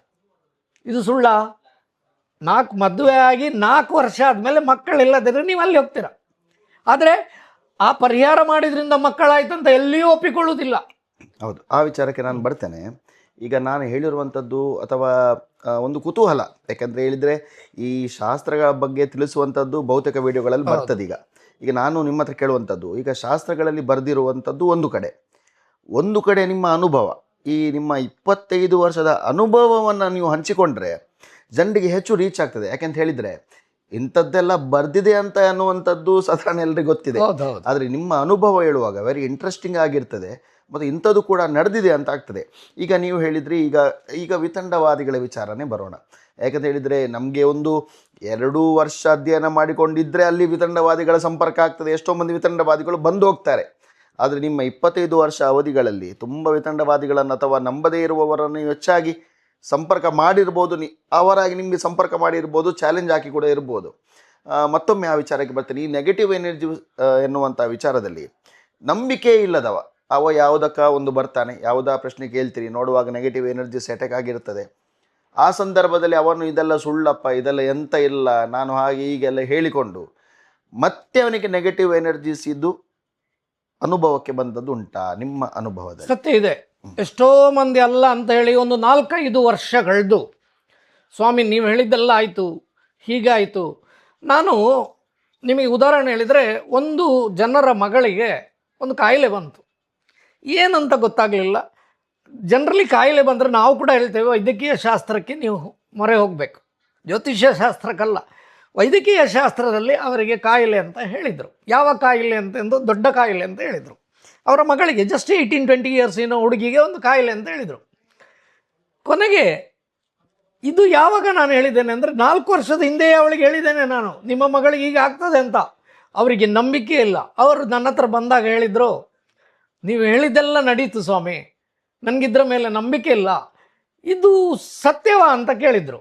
ನಿಮ್ಮ ಮಗಳಿಗೆ ಹೀಗೆ ಆಗ್ತದಾ? ಹೌದು. ಹೀಗೆ ಆಗಿದ, ನೀವು ಹೀಗೆ ಮದ್ದು ಮಾಡ್ತೀರಾ? ಹೌದು. ಗುಣ ಆಗೋದಿಲ್ವಾ? ಇಲ್ಲ. ಹೀಗೆ ಮಾಡಿ ನೋಡಿ, ಗುಣ ಆಗದಿದ್ದರೆ ನನ್ನ ಹತ್ರ ಕೇಳಿ ಅಂತ ಹೇಳಿದ್ದೇನೆ. ಈ ಥರ ಬಂಟ್ವಾಳದಲ್ಲಿ ಒಬ್ಬರಿಗೆ ಆದದ್ದುಂಟು. ಮತ್ತು ಬಾಂಬೆಯಲ್ಲಿ ಈಗ ಒಂದು ಪಾರ್ಟಿ ನನ್ನ ಹತ್ರ ಬರ್ತಾ ಇದೆ, ಈಗ ಒಂದು ಕಸ್ಟಮರ್ ಬರ್ತಾ. ಇದು 2021ರಲ್ಲಿ ನಮ್ಮ ಯೂತ್ ಆಫ್ GSBಯಲ್ಲಿ ಕೊಂಕಣಿಯಲ್ಲಿ ಪ್ರೋಗ್ರಾಮ್ ಬಂದಾಗ ಅದನ್ನು ನೋಡಿ ಎನ್ಕ್ವೈರಿ ಮಾಡಿ ಅದೆಲ್ಲ ಸುಳ್ಳು ಅಂತ ಹೇಳಿದವರು ಇವತ್ತಿಗೆ 5 ವರ್ಷ ಆಯಿತು. ಅವರು ಬರ್ತಾ ಇದ್ದಾರೆ. ಯಾಕೆ? ಅವರ ಮಗಳಿಗೆ ಕ್ಯಾನ್ಸರ್ ಅಂತ ಡಿಟೆಕ್ಟ್ ಆಗಿದೆ. ಕ್ಯಾನ್ಸರ್ ಹೌದಾ ಅಲ್ವಾ ಅಂತ ಒಂದು ಕಡೆಯಲ್ಲಿ ಕ್ಯಾನ್ಸರ್ ಅಂತ ಡಿಟೆಕ್ಟ್ ಆಗಿ ಇನ್ನೊಂದು ಕಡೆಯಲ್ಲಿ ಅಲ್ಲ ಅಂತ ಹೇಳಿದರೆ ಏನು ಹೇಳ್ಬೋದು? ಅದು ನಾವು ಪ್ರೇತಬಾಧೆ ಅಂತ ಹೇಳ್ತೇವೆ. ಹಾಗೆ ಪ್ರೇತಬಾಧೆ ಅಂತ ನಾವು ಹೇಳಿದರೆ ಜನರೆಲ್ಲ ನೆಗಾಡಿಯಾರು. ಜನರಲ್ಲಿ 100ರಲ್ಲಿ 99 ಮಂದಿಗೆ ಅವರ ಪೂರ್ವಿಕರ ಬಾಧೆಗಳುಂಟು. ಯಾಕೆ ಉಂಟು ಅಂತ ಹೇಳಿದರೆ, ಕುಟುಂಬದಲ್ಲಿ ಏನಾದರೂ ಒಂದು ತಪ್ಪು ನಡೆದಿದ್ದರೆ ಆ ತಪ್ಪು ಕ್ಯಾರಿ ಫಾರ್ವರ್ಡ್ ಆಗಿ ಬರ್ತದೆ. ತಂದೆಯು ತಾತನು ಮರಿಮಕ್ಕಳಾಗಿಯೋ ಅಥವಾ ತಂದೆಯು ತಿರುಗಿ ಮಗನಾಗಿ ಹುಟ್ಟಿಯೋ ಮೊಮ್ಮಗನಾಗಿ ಹುಟ್ಟಿಯೋ ಆ ಬಾಧೆಯನ್ನು ನಿವೃತ್ತಿ ಮಾಡಲಿಕ್ಕೆ ಅವನು ನೋಡ್ತಾನೆ. ಹೇಳ್ತಾರೆ ನಮಗೆ ನಂಬಿಕೆ ಇಲ್ಲ ಅಂತ. ಅದು ಬೂಟಾಟಿಕೆಗೆ ಹೇಳೋದು. ಹೇಗೆಂದರೆ, ಒಂದು ನಂಬಿಕೆ ಇಲ್ಲ ಅಂತ ಹೇಳುವವರಿಗೆ ನಾನು ಹೇಳೋ ಒಂದೇ ಮಾತು, ನಮ್ಮ ತಂದೆ ತಾಯಿ ಯಾರಂತ ನಮಗೆ ತಂದೆ ತಾಯಿ ಹೇಳಿದ್ರಿಂದಲ್ವ ತಂದೆ ತಾಯಿ ಅಂತ ಗೊತ್ತಾಗೋದು. ಅವ್ರಿಗೆ ಗೊತ್ತಾ? ಅದು ಬ್ಲಡ್ ಕೌಂಟಲ್ಲಿ ಅದರಲ್ಲಿ ಜೆನೆಟಿಕ್ ಫ್ಯಾಕ್ಟ್ರಲ್ಲಿ ಹೌದು ಅವನ ತಂದೆ. ಆ ಜೆನೆಟಿಕ್ ಫ್ಯಾಕ್ಟ್ರಲ್ಲಿ ಹೇಳೋದಾದರೆ ನಾನು ಹೇಳೋದು ಕೂಡ ಜೆನೆಟಿಕ್ ಫ್ಯಾಕ್ಟ್ರಿನ ವಿಷಯವೇ. ರಕ್ತಗತವಾಗಿ ಬರುವ ಕಾಯಿಲೆಗಳಿದು. ಹಾಗೆ ಇದು ವಿತಂಡವಾದ ಇರುವವರ ಹತ್ರ ನಾನೆಲ್ಲ ಆರ್ಗ್ಯುಮೆಂಟ್ ಮಾಡೋದಿಲ್ಲ. ನನಗೆ ಗೊತ್ತಿಲ್ಲಮ್ಮ, ನಾನು ಹೊಟ್ಟೆಪಾಡಿಗಾಗಿ ಮಾಡ್ತಿರೋದಂತ ಕೈ ಮುಗಿತೇನೆ. ಯಾಕೆ ಗೊತ್ತಾ? ಸುಮ್ಮನೆ ಆರ್ಗ್ಯುಮೆಂಟ್ ಮಾಡಿ ನನ್ನ ಟೈಮೆಲ್ಲ ವೇಸ್ಟ್ ಆಗೋದು. ನಾನು ಈ ಉದ್ದೇಶ, ಈ ಪಬ್ಲಿಕ್ಕಿಗೆ ಇದು ಹೇಳೋ ಉದ್ದೇಶ ಅಂತ ಹೇಳಿದರೆ, ನೋಡಿ, ಸತ್ಯವನ್ನು ಹೇಳೋದು. ನಿಮ್ಮನ್ನು ನಾನು ಏನು ಪ್ರಾಬ್ಲಮ್ ಯಾರಿಗೆ ಬರ್ತದೆ ಇದುವರೆಗೆ ಗೊತ್ತಿಲ್ಲ. ಕೆಲವೊಂದು ರೋಗಗಳು, ಉದಾಹರಣೆ ಕುಷ್ಠರೋಗ, ಉದಾಹರಣೆ ಕ್ಯಾನ್ಸರ್, ಅರ್ಬುದ ರೋಗ. ಅರ್ಬುದ ಅಂದರೆ ಕ್ಯಾನ್ಸರೇ, ಆದರೆ ಈ ಬರ್ತದೆ ಎಂಥದ್ದು ನಿಂಪೊಲೈಡಿಸ್ ಅಂತ ಹೇಳ್ತಾರೆ, ಅಥವಾ ಬ್ಲಡ್ ಕ್ಯಾನ್ಸರ್ ಅಂತ ಹೇಳ್ತಾರೆ. ಇದೆಲ್ಲ ಎಲ್ಲಿಂದ ಜನ್ರೇಷನ್ ಆಗ್ತದಂತ ಯಾರಿಗೂ ಗೊತ್ತಿಲ್ಲ. ಫ್ಯಾಮಿಲಿ ಹಿಸ್ಟ್ರಿ ತೆಗೆದು ನೋಡಿದರೆ, ಒಂದು ಜನ ಫ್ಯಾಮಿಲಿಯಲ್ಲಿ ಹಿರಿಯವ ಬ್ಲಡ್ ಕ್ಯಾನ್ಸರಲ್ಲಿ ತೀರಿ ಹೋಗಿದ್ದಾದರೆ ಇನ್ನೊಂದು ಜನ್ರೇಷನಲ್ಲಿ ಇನ್ನೊಬ್ಬರು ಬ್ಲಡ್ ಕ್ಯಾನ್ಸರಲ್ಲಿ ತೀರಿ ಹೋಗ್ತಾರೆ. ಒಂದು ಹೆಂಗಸು ಸುಸೈಡ್ ಮಾಡಿ ತೀರಿ ಹೋಗಿದ್ದಾರೆ, ಆದರೆ ಇನ್ನೊಂದು ಜನ್ರೇಷನಲ್ಲಿ ಅದೇ ಫ್ಯಾಮಿಲಿನ ಇನ್ನೊಂದು ಹುಡುಗಿ ತೀರಿ ಹೋಗ್ತಾಳೆ. ಹೇಗೆ ಹೋಗುವುದದು? ಹಾಗಾದರೆ ಸೈನ್ಸ್ ಎಲ್ಲಿ ಹೋಯ್ತು? ಅಲ್ಲ, ನಾನು ಇದ್ರ ಸೈನ್ಸಿನ ಆಧಾರದಲ್ಲಿ ಅದು ಹೀಗೆ. ಈ ವಿಚಾರ ತುಂಬಾ ಇಂಟ್ರೆಸ್ಟಿಂಗ್ ಆಗಿದೆ. ಯಾಕಂತ ಹೇಳಿದ್ರೆ ನೀವು ಹೇಳುವಾಗ ಒಂದೊಂದೇ ಕನೆಕ್ಟ್ ಆಗ್ತದೆ. ಬಹುಶಃ ವೀಕ್ಷಕರು ಕೂಡ ಇಂಥ ಒಂದು ಘಟನೆಯನ್ನು ನೋಡಿ ಎಲ್ಲಿಯಾದ್ರೂ ನೀವು ಸ್ಟಡಿ ಮಾಡಿ, ಅಂದರೆ ಈಗಲೇ ಹೋಗ್ಬೇಕಂತಿಲ್ಲ, ಆದರೆ ಹೋದವರು ಕೂಡ ಇದ್ದಾರೆ, ಒಂದು ಆಶ್ಚರ್ಯ ಅಂತ ಕಾಣ್ತದೆ. ನೋಡಿ, ಒಂದು 2-3 ವರ್ಷದ ಹಿಂದೆ ಉಳ್ಳಾಲ ಬ್ರಿಡ್ಜಲ್ಲಿ ಒಬ್ಬ ಹುಡುಗ ಬಸ್ಸಿನಿಂದ ಬಿದ್ದು ತೀರಿ ಹೋದ. ಎಲ್ಲರೂ ಹೇಳಿದ್ರು ಅದು ಹಾಗೆ ಆಯಿತು, ಹೀಗೆ ಆಯಿತು, ಕುಟುಂಬ ದೋಷ, ದೈವ ದೋಷ ಅಲ್ಲ. ತಂದೆಯ ಜಾತಕದಲ್ಲಿ ಮಗ ತೀರಿ ಹೋಗ್ತಾನೆ ಅಂತ ಉಂಟು. ಯಾಕೆ ಉಂಟು ಅಂದರೆ ಅದು ಹಿರಿಯವರ ಶಾಪ. ಹಿರಿಯವರ ಶಾಪ ಅಂತ ಹೇಳೋದು ಇದು ಪಿತೃಶಾಪ. ಪಿತೃಶಾಪವು ಪುತ್ರ ಶೋಕಕ್ಕೆ ಕಾರಣ ಆಗ್ತದೆ. ಈಗ ಮಗಳಿಗೆ ಮದುವೆ ಆಗಿರ್ತದೆ, ಯಾಕೆ ಡೈವರ್ಸ್ ಆಗ್ತದೆ? ಯಾಕೆ ಆಗುತ್ತದೆ? ನಮ್ಮ ಹಿರಿಯವರು ಅಂದರೆ ಈ ಹುಡುಗಿಯ ಅಜ್ಜನೋ ಪಿಜ್ಜನೋ ಅಥವಾ ಅಜ್ಜನ ಮಕ್ಕಳಿಗೆ ಹೆಣ್ಣು ಮಕ್ಕಳು ಈ ಥರ ಒಂದು ಆಗಿದೆ. ಅದು only once again history repeats. ಚರ್ವಣ ಅಂತ ಹೇಳ್ತೇವೆ. ಏನಂತ ಹೇಳಿದರೆ, ನೀವು ಅಡಿಕೆಯಲ್ಲಿ ಹಾಕಿ ಅಗಿತೀರ, ಅದರಲ್ಲಿ ರಸ ಬರ್ತದೆ, ಅದೇ ನುಂಗ್ತೀರ, ಚರ್ವಣ ಅದನ್ನೇ ಆಗೋದು. ಹಿಸ್ಟ್ರಿಯಲ್ಲಿ ಯಾರ ಕುಟುಂಬದಲ್ಲಿ ಯಾವ ಪ್ರಾಬ್ಲಮ್ ಉಂಟೋ ಆ ಪ್ರಾಬ್ಲಮ್ ತಿರ್ಗ ಮರುಕಳಿಸ್ತದೆ. ಯಾಕೆ ಮರುಕಳಿಸ್ತದೆ ಅಂತ ಹೇಳಿದರೆ, ಅದಕ್ಕೆ ಸರಿಯಾದ ಪರಿಹಾರ ಆಗದಿದ್ದಲ್ಲಿ ಆ ದೋಷಗಳು ಮರುಕಳಿಸ್ತದೆ. ಆಗ ದೈವಗಳ ದೋಷವ? ದೈವಗಳು ಸತ್ಯವಾಗಿ ಏನು ಮಾಡುವುದಿಲ್ಲ, ಪ್ರೇತ ಬಾಧೆಗಳೇ ಆಟ ಆಡೋದು. ಪ್ರೇತ ಬಾಧೆಗಳು ದೈವಗಳಿಗೆ ಬಾಧೆ ಮಾಡುವಾಗ ನಮಗೆ ಅಂಥ ರೋಗಗಳು ಕಾಣಿಸ್ತದೆ. ಉದಾಹರಣೆ, ಕೆಲವೊಂದು ಪಂಗಡ ನೋಡುವಾಗ ನಮಗೆ ರಕ್ತೇಶ್ವರಿ ಅಂತ, ರಕ್ತೇಶ್ವರಿಗೆ ಸರಿಯಾಗದಿದ್ದರೆ ಆ ಫ್ಯಾಮಿಲಿಯಲ್ಲಿ ರಕ್ತಕ್ಕೆ ಸಂಬಂಧಪಟ್ಟ ವ್ಯಾಧಿ ಕಾಣ್ತದೆ. ಬುಧನಿಗೆ ಮಾಡೋದು, ಬುಧ ಅಂದರೆ ಪಂಜುರ್ಲಿ. ಈ ಪಂಜುರ್ಲಿ ದೈವಗಳಿಗೆ ಮಾಡುವ ವಿಧಿವಿಧಾನಗಳು ಸರಿಯಾಗಲಿಲ್ಲ, ಏನಾದರೂ ಅನಾಚಾರಗಳಿದ್ರೆ ಆ ಕುಟುಂಬದಲ್ಲಿ ನರಗೆ ಸಂಬಂಧಪಟ್ಟ ವ್ಯಾಧಿಗಳಿರ್ತದೆ. ಹಾಗೆಯೇ ಮಹಾಂಕಾಳಿ, ಬೇರೆ ಬೇರೆ ದೈವಗಣಗಳು. ಉದಾಹರಣೆ ಧೂಮಾವತಿ ದೈವ, ಜುಮಾದಿ ದೈವ, ಹೀಗುಂಟು. ಒಟ್ಟಾರೆ ಅಂತ ಹೇಳಿದ್ರೆ ಎಲ್ಲ ಆರಾಧನೆ ಮಾಡುವುದನ್ನು ನಾವು ತಪ್ಪಿಸಬಾರ್ದು. ಹಿರಿಯರಿಂದ ಆರಾಧನೆ ಮಾಡುವಂಥದ್ದನ್ನು ನಾವು ಕಂಟಿನ್ಯೂ ಮಾಡಬೇಕು, ಮತ್ತು ಏನಿದ್ರು ಸಹ ದೇವರಾಗಲಿ ದೈವಗಳ ಮೊರೆ ಹೋಗಬೇಕು ಅಂತ ಹೇಳುವಂಥದ್ದು. ಓಕೆ, ಈಗ ಆ ವಿಚಾರ ಒಂದು ಡೀಪ್ ಆಗಿ ಹೋಗ್ತದೆ, ಅದು ಇನ್ನೊಂದು ದಿವಸ ಚರ್ಚೆ ಮಾಡೋಣ. ಈಗ ದೃಷ್ಟಿ ಅಂತ ಬರುವಾಗ, ದೃಷ್ಟಿ ದೋಷ ಅಂತ ಬರುವಾಗ ಮಕ್ಕಳಿಗೆ ಕೂಡ ಬರ್ತದೆ, ಹುಡುಗಿಯರಿಗೆ ಕೂಡ ಬರ್ತದೆ, ಹೆಂಗಸರಿಗೆ ಗಂಡಸರಿಗೆ ಎಲ್ರಿಗೂ ಬರ್ತದೆ. ಯಾವ ಥರದ ಎಲ್ಲ ದೃಷ್ಟಿ ದೋಷಗಳಿವೆ? ದೃಷ್ಟಿ ಹೇಗೆ ಅಂತ ಹೇಳಿದರೆ, ಕೆಲವು ವ್ಯಕ್ತಿಗಳಿಗೆ ಅವರ ನಾಲಿಗೆಯಲ್ಲಿ ಒಂದು ವಿಚಿತ್ರವಾದ ಪವರ್ ಇರ್ತದೆ. ಹೇಗೆ ಬಂದಿರ್ತದೆ ಅಂತ ಹೇಳಿದರೆ, ಅದು ತಿರುಗಿ ಅವರ ಹಿರಿಯವರು ಆರಾಧನಾ ಮಾಡಿದ ಶಕ್ತಿಗಳು ನಾಲಿಗೆಯಲ್ಲಿರ್ತದೆ. ಅವರು ಏನಾದರೂ ನಿಮ್ಮನ್ನು ನೋಡಿ ಹೀಗೆ, ಇವನು ಭಾರಿ ಸುಂದರವಾಗಿದ್ದಾನೆ ಅಂತಲ್ಲ, ಇವನು ನನಗೊಂದು ಸಾರಿ ಸಿಗಬೇಕಂತ ಆಲೋಚನೆ ಮಾಡಿದರೆ ಅವ್ರದ್ದು ದೃಷ್ಟಿ ನಿಮಗೆ ಅಟ್ಯಾಕ್ ಆಯಿತು. ಈಗ ಉದಾಹರಣೆ, ನೀವು ಈಗ ಟಿ ವಿ ಪ್ರೋಗ್ರಾಮಲ್ಲೆಲ್ಲ ಹೀಗೆ ಮಾತಾಡ್ತೀರಿ, ಇವನು ಭಯಂಕರ ಮಾತಾಡ್ತಾನೆ ಮಾತ್ರ, ನೆಕ್ಸ್ಟ್ ನೀವು ಮನೆಗೆ ಹೋಗುವಾಗ ದೊಂಡೆ ನೋವು ಸ್ಟಾರ್ಟ್ ಆದೀತು, ಇಲ್ಲಿ ಗಂಟಲಲ್ಲಿ ನೋವು ಸ್ಟಾರ್ಟ್ ಆದೀತು. ಹಾಗೆ ಒಂದು ಮಗುವನ್ನು ನೋಡಿ, ಯಾವುದಾದ್ರೂ ಬಂಜೆ ಹೆಂಗಸು, ಬಂಜೆ ಅಂತ ನಾನು ಹೇಳೋದಿಲ್ಲ, ಒಂದು ಹೆಂಗಸು ಮಕ್ಕಳೇ ಆಗದಿದ್ದ ಹೆಂಗಸು ಏನು ಹೇಳ್ತಾರೆ ಅಂತ ಹೇಳಿದರೆ, ಇಂಥ ಒಂದು ಮಗು ನನಗಿದ್ರೆ ಆದೀತಲ್ಲ ಅಂತ ಹೇಳಿದರೆ ಅದು ಕೂಡ ದೃಷ್ಟಿ ದೋಷ. ಆ ಮಗು ಕಾಯಿಲೆಗೆ ಬೀಳ್ತದೆ. ಹಾಗೆ ಹಿಂದಿನವರು ಮಾಡಿದ್ದೆಲ್ಲ ಸುಳ್ಳಲ್ಲ. ಅದಕ್ಕೆ ಮಂತ್ರಿಸಿ ನೂಲು ಕಟ್ಟೋದು, ತಾಯಿತ ಕಟ್ಟೋದು, ಎಲ್ಲ ಮಕ್ಕಳಿಗೆ ಒಂದು ದೃಷ್ಟಿಯ ಮಣಿ ಹಾಕೋದು, ಅದೆಲ್ಲ ಹಾಕಬೇಕು. ಮಕ್ಕಳಿಗೆ ಮಾತ್ರ ದೃಷ್ಟಿ ಬೀಳ್ತದಲ್ಲ, ನನಗೆ ದೃಷ್ಟಿ ಬಿದ್ದ ಎಷ್ಟೋ ಸಂದರ್ಭಗಳಿದೆ. ಒಂದು ಹೆಂಗಸು ಬಂದು ನಾನು ಮಾತಾಡೋದನ್ನು ಹೀಗೆ ನೋಡ್ತಾ ಇತ್ತು. ಅವಳು ನನ್ನ ಮನೆಯಿಂದ ಹೋದ ನಂತರ ನನಗೆ ಒಂದು 24 ಗಂಟೆ ಮಾತಾಡಲಿಕ್ಕಾಗಲಿಲ್ಲ. ಆಮೇಲೆ ನಂಗೆ ಗೊತ್ತಾಯಿತು ಇದು ಅವಳ ದೃಷ್ಟಿ ಬಿದ್ದಿದೆ ಅಂತ. ಆಗ ನಾವು ನಂಬಿದ ಶಕ್ತಿ ಉಂಟು. ಮಂಜೇಶ್ವರ ದೇವಸ್ಥಾನದಲ್ಲಿ ಜೋಗಿ ಮಹಾರಾಯರು ಅಂತ ಹೇಳಿ ಒಂದೊಂದು ಊರಿನಲ್ಲಿ ಒಂದೊಂದು ಗಣ ಉಂಟು.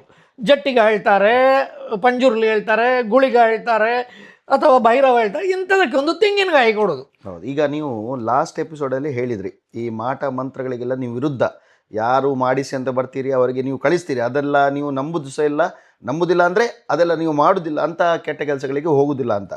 ಈಗ ನೀವು ಒಂದು ಪ್ರಸಿದ್ಧರಾಗಬೇಕಾದ್ರೆ, ನೀವಂತಲ್ಲ ಯಾರಾದರೂ ಕೂಡ, ಈಗ ಆ್ಯಕ್ಟರ್ ಆಗಿರ್ಬೋದು, ರಾಜಕಾರಣಿ ಆಗಿರ್ಬೋದು, ಏನಾದರೂ ಪ್ರಸಿದ್ಧ ಆಗಬೇಕಾದ್ರೆ ಶತ್ರು ಬಾಧೆಗಳಂತ ಅವರಿಗೆ ಜಾಸ್ತಿ ಹುಟ್ಟಿಕೊಳ್ತಾರೆ. ಇದೆ. ಈಗ ಬಾಕಿ ಅವರದ್ದು ಬಿಟ್ಕೊಳ್ಳೋಣ. ಈಗ ನೀವೇ ಕೇರಳ ಭಾಗದಲ್ಲಿ ಇದ್ದೀರಿ, ಒಂದು ಪ್ರಖ್ಯಾತ ಆದ ಕೂಡಲೇ ಈಗ ನಿಮ್ಮ ಎದುರು ಯಾರಾದರೂ ಮಂತ್ರವಾದಿಗಳು ಅಥವಾ ಯಾರಾದರೂ ನಿಮ್ಮನ್ನು ಕೂಡ ಮುಗಿಸಬೇಕು ಅಂತ ಒಂದು ದುಷ್ಟ ಆಲೋಚನೆ ಮಾಡಿಕೊಂಡು ಬಂದವರು ಬಂದಿದ್ದಾರೆ 25 ವರ್ಷದಲ್ಲಿ ನಿಮಗೆ ನೋಡಿದ ಕೂಡಲೇ ಗೊತ್ತಾಗಿದೆ? ಇಲ್ಲ, ಬಂದಿದ್ದಾರೆ, ಎಷ್ಟೋ ಮಂದಿ ಬಂದಿರ್ತಾರೆ. ಯಾಕೆ ಬಂದಿರ್ತಾರೆ ಅಂತ ಹೇಳಿದರೆ, ನಾವೊಂದು ಅವ್ರಿಗೆ ಗೊತ್ತಾಗ್ತದೆ ಇಂಥವನಿದ್ದಾನೆ, ಇವರು ನಮಗೆ ಏನಾದರೂ ತೊಂದರೆ ಮಾಡಿ ಯಾರು ಅಂದರೆ ಬಂದು ಕೇಳುವಾಗ ನನಗೆ ಇಲ್ಲೇ ಮಂಗಳೂರಿಂದ ಒಬ್ಬರು ನನಗೆ ಥ್ರೆಟ್ ಮಾಡಿದರು. ಅವರಲ್ಲಿ ಒಂದು ಪ್ರಾಬ್ಲಮ್ ಇತ್ತು, ಅದು ಅಲ್ಲಿಂದ ಕೊಂಡೋಗುವ ಪ್ರಾಬ್ಲಮ್ ಇನ್ನೊಬ್ಬರ ಮನೆಗೆ ಬರ್ತಿತ್ತು. ಆ ಪ್ರಾಬ್ಲಮನ್ನು ನಾನು ತಟಸ್ಥ ಮಾಡಿಕೊಟ್ಟೆ. ಆಗ ಈ ಬಂದ ವ್ಯಕ್ತಿ ಸುಮ್ಮನೆ ಇರಬೇಕಾದ್ರೆ ಇವರು ಹೋಗಿ ಅಲ್ಲಿ ಹೇಳಿದರು, ಅದು ನಮಗೆ ಮಂಜೇಶ್ವರದ ಪ್ರಭುಗಳು ಹೇಳಿದ್ದಾರೆ ಹೀಗೆ ಆಗಿದೆ ಅಂತ, ನಿಮ್ಮಿಂದ ಪ್ರಸಾದ ಕೊಂಡೋಗಬಾರ್ದು ಅಂತ. ಆಗ ಅವರು ನನಗೆ ಕರೆದು ಫೋನ್ ಮಾಡಿ, ನೋಡಿ ನಿನಗೆ ಕಲಿಸ್ತೇನೆ ನೋಡು ಅಂತ ಹೇಳಿದ್ದುಂಟು. ನನ್ನ ಮನೆಗೆ ಬಂದು ಅದು ಏನೆಲ್ಲ ಅಡ್ವರ್ಸ್ ರಿಯಾಕ್ಷನ್ ಕಾಣ್ತದೆ ಅಂತ ಹೇಳಿದರೆ, ಹಾಗೆ ನಮ್ಮನ್ನು ಅಟ್ಯಾಕ್ ಮಾಡೋದು ಬರೋದಾದರೆ, ಉದಾಹರಣೆ ಮನೆಯಲ್ಲಿದ್ದ ಎ ಸಿ ಹಾಳಾಗ್ಬೋದು, ಅಥವಾ ಮೋಟರ್ ಗ್ರೈಂಡರ್, ನೀರಿನ ಮೋಟರ್ ಗ್ರೈಂಡರ್ ಹಾಳಾಗ್ಬೋದು, ಅಥವಾ ನಮ್ಮಲ್ಲಿರುವ ಫಿಶ್ ಟ್ಯಾಂಕಲ್ಲಿ ಫಿಶ್ ಇದ್ದರೆ ಸಾಯ್ಬೋದು. ಇದೆಲ್ಲ ಪವರ್ಫುಲ್ ಮಾಂತ್ರಿಕತೆ, ಅದು ಸಾಯ್ಬೋದು. ನಾಯಿ ಇದ್ದರೆ ನಾಯಿಗೆ ಕಂಟಕ ಬರ್ಬೋದು, ಬೆಕ್ಕಿದ್ದರೆ ಬೆಕ್ಕು ಸಾಯ್ಬೋದು. ಇದೆಲ್ಲ ಮಾಂತ್ರಿಕ ಪ್ರಚೋದನೆಗಳು. ಇದರ ಬಗ್ಗೆ ನಾನು ಇನ್ನೊಂದು ಟಾಪಿಕಲ್ಲಿ ಹೇಳ್ತೇನೆ, ಏನು ಯಾವುದನ್ನು ತಡೆಗಟ್ಟಿಸ್ತದೆ. ಆದರೆ ನಮಗೆ ರಕ್ಷಣೆ ಅಂತ ಹೇಳಿದರೆ, ನಾವು ಮಾಡೋದು ನಮ್ಮ ಗುರುವರಿಯರ ಒಂದು ಆಶೀರ್ವಾದ. ನಾವು ನಮ್ಮ ಮನೆ ಹತ್ತಿರದ ದೇವಸ್ಥಾನಕ್ಕೆ ಡೈಲಿ ಹೋಗೋದ್ರಿಂದ ನಮಗೊಂದು ಹೋರಾ ಚಕ್ರಗಳು ಬೆಳೀತದೆ. ಕದ್ರಿ ದೇವಸ್ಥಾನಕ್ಕೆ ಹೋಗಿ ಮಿಂದು ಆ ಗೋಮುಖಕ್ಕೆ ತಲೆ ಕೊಡೋದ್ರಿಂದ ಇದರಿಂದೆಲ್ಲ ನಾವು ಪಾರಾಗಿ ಬರ್ಬೋದು. ಇದೆಲ್ಲ ಹೇಳಿದರೆ ಇವತ್ತು ಮುಗಿಲಿಕ್ಕಿಲ್ಲ. ನಿಮಗೆ ಇದರ ಬಗ್ಗೆ ನಾನು ಇನ್ನೊಂದು ದಿವಸ ಹೇಳ್ತೇನೆ. ಯಾಕಂದರೆ ಸಣ್ಣ ಸಣ್ಣ ಪರಿಹಾರಗಳು ಕೂಡ ಇದೆ. ದೃಷ್ಟಿದೋಷಕ್ಕೆ ಆಗೋಬರಿ ದೃಷ್ಟಿದೋಷಕ್ಕೆ ಈಗ ಉದಾಹರಣೆ ಹೇಳಿದರೆ, ನಾವೀಗ ಕೈಗೆ ಒಂದು ಕಪ್ಪು ನೂಲು ಕಟ್ಟಿರೋದು ಅಥವಾ ಒಂದು ತಿಲಕ ಇಟ್ಟುಕೊಳ್ಳೋದು, ಇದೆಲ್ಲ ನಾವು ಇಡುವುದಿಲ್ಲ. ಈಗ ಫ್ಯಾಷನ್ ಆಗಿ ಹೋಗಿದೆ. ಏನಾಗಿದೆ, ಸಲ್ಮಾನ್ ಖಾನ್ ಹೇಗೆ ಮಾಡಿದ್ದಾನೆ ಹಾಗೆ ಮಾಡ್ತೇವೆ ನಾವು, ಅಮಿತಾಬ್ ಬಚ್ಚನ್ ಹೇಗೆ ಮಾಡಿದ್ದಾನೆ ಹಾಗೆ ಮಾಡ್ತೇನೆ. ಜ್ಯೋತಿಷ್ಯರು ಹೇಳಿದ್ದಾಗಲಿ ನಮ್ಮ ತಂದೆ ತಾಯಿ ಹೇಳಿದ್ದಾಗಲಿ ನಾವು ಪಾಲಿಸುವುದಿಲ್ಲ. ಹೌದು. ಆದರೆ ಒಂದು ವಿಚಿತ್ರ, ನೀವು ಸಲ್ಮಾನ್ ಖಾನ್ ಮತ್ತು ಅಮಿತಾಬ್ ಬಚ್ಚನ್ ಹೇಳೋ ಹೀಗೆ ತಮಾಷೆಗೆ ಹೇಳುವಂಥದ್ದು, ಅವರಿಗೆ ಆಕ್ಟರ್ ಆದರೂ ಕೂಡ ಅವರು ಹೇಗೆ ಕಾಣ್ತಾರೆ ಅದನ್ನು ಫಾಲೋ ಮಾಡ್ತಾರೆ. ಆದರೆ ಅವರು ಕೂಡ ಗಣಪತಿ ಆರಾಧನೆ ಮಾಡ್ತಾರೆ, ನಿಜವಾಗಿ ಮಾಡ್ತಾರೆ. ಅದು ಯಾರಿಗೂ ಗೊತ್ತಿಲ್ಲ, ಅವರು ಅದನ್ನು ಫಾಲೋ ಮಾಡುದಿಲ್ಲ. ನಮ್ಗೆ ಬೇಕಾದ ಅನುಕೂಲ ಶಾಸ್ತ್ರ ಅಂತ ಹೇಳ್ತೇವೆ, ಅನುಕೂಲ ಶಾಸ್ತ್ರ. ಜ್ಯೋತಿಷ್ಯ ಶಾಸ್ತ್ರವನ್ನು ಕೂಡ ಅನುಕೂಲ ಶಾಸ್ತ್ರವಾಗಿಯೇ ಬಳಸುವುದು. ಎಷ್ಟೋ ಇದ್ದಾರೆ ನನ್ನ ಹತ್ರ, ಎಷ್ಟೋ ಮಂದಿ ಬಂದವರಿದ್ದ, ದೊಡ್ಡ ದೊಡ್ಡ ರಾಜಕಾರಣಿಗಳೆಲ್ಲ ಬರ್ತಾರೆ. ಶತ್ರು ಸಂಹಾರ ಅಂತ ನೀವು ಆಗ ಹೇಳಿದ್ರಿ. ಶತ್ರು ಸಂಹಾರಕ್ಕೆ ಪೂಜೆ ಇದ್ದೇ ಇದೆ. ಶತ್ರುಗಳೇ ಜಾಸ್ತಿ, ಮಿತ್ರರೇ ಶತ್ರುಗಳಾಗ್ತಾರೆ, ಆದರೆ ಮಿತ್ರರಂತೆ ನಟಿಸ್ತಾರೆ. ಅದು ಒಂದು ಪ್ರಾಬ್ಲಮ್. ಅಂದರೆ ಶತ್ರು ಬಂದು ನೀನು ಮಾಡೋದು ತಪ್ಪಪ್ಪ, ಒಂದೆರಡು ಕಪಾಳಕ್ಕೆ ಬಾರಿಸಿದ್ರೆ ಸರಿ, ಹಾಗೆಂತ ನೀನು ಮಾಡೋದೆಲ್ಲ ಸರಿ ಮಾರಾಯ, ನಿಮ್ಮನ್ನು ಹೊಗಳಿ ಹೊನ್ನ ಶೂಲಕ್ಕೆ ಏರಿಸಿ ಬಿಡ್ತಾರೆ. ಆಗ ಗೊತ್ತಾಗುತ್ತಾ ನಮಗೆ ಹೊನ್ನ ಶೂಲವ ಅನ್ನೋದು ಗೊತ್ತಾಗೋದಿಲ್ಲ. ಹಾಗೆ ಹೊನ್ನ ಶೂಲಕ್ಕೆ ಏರಿಸಿಬಿಟ್ಟು ಅದರ ಚಂದವನ್ನು ನೋಡ್ತಾರೆ.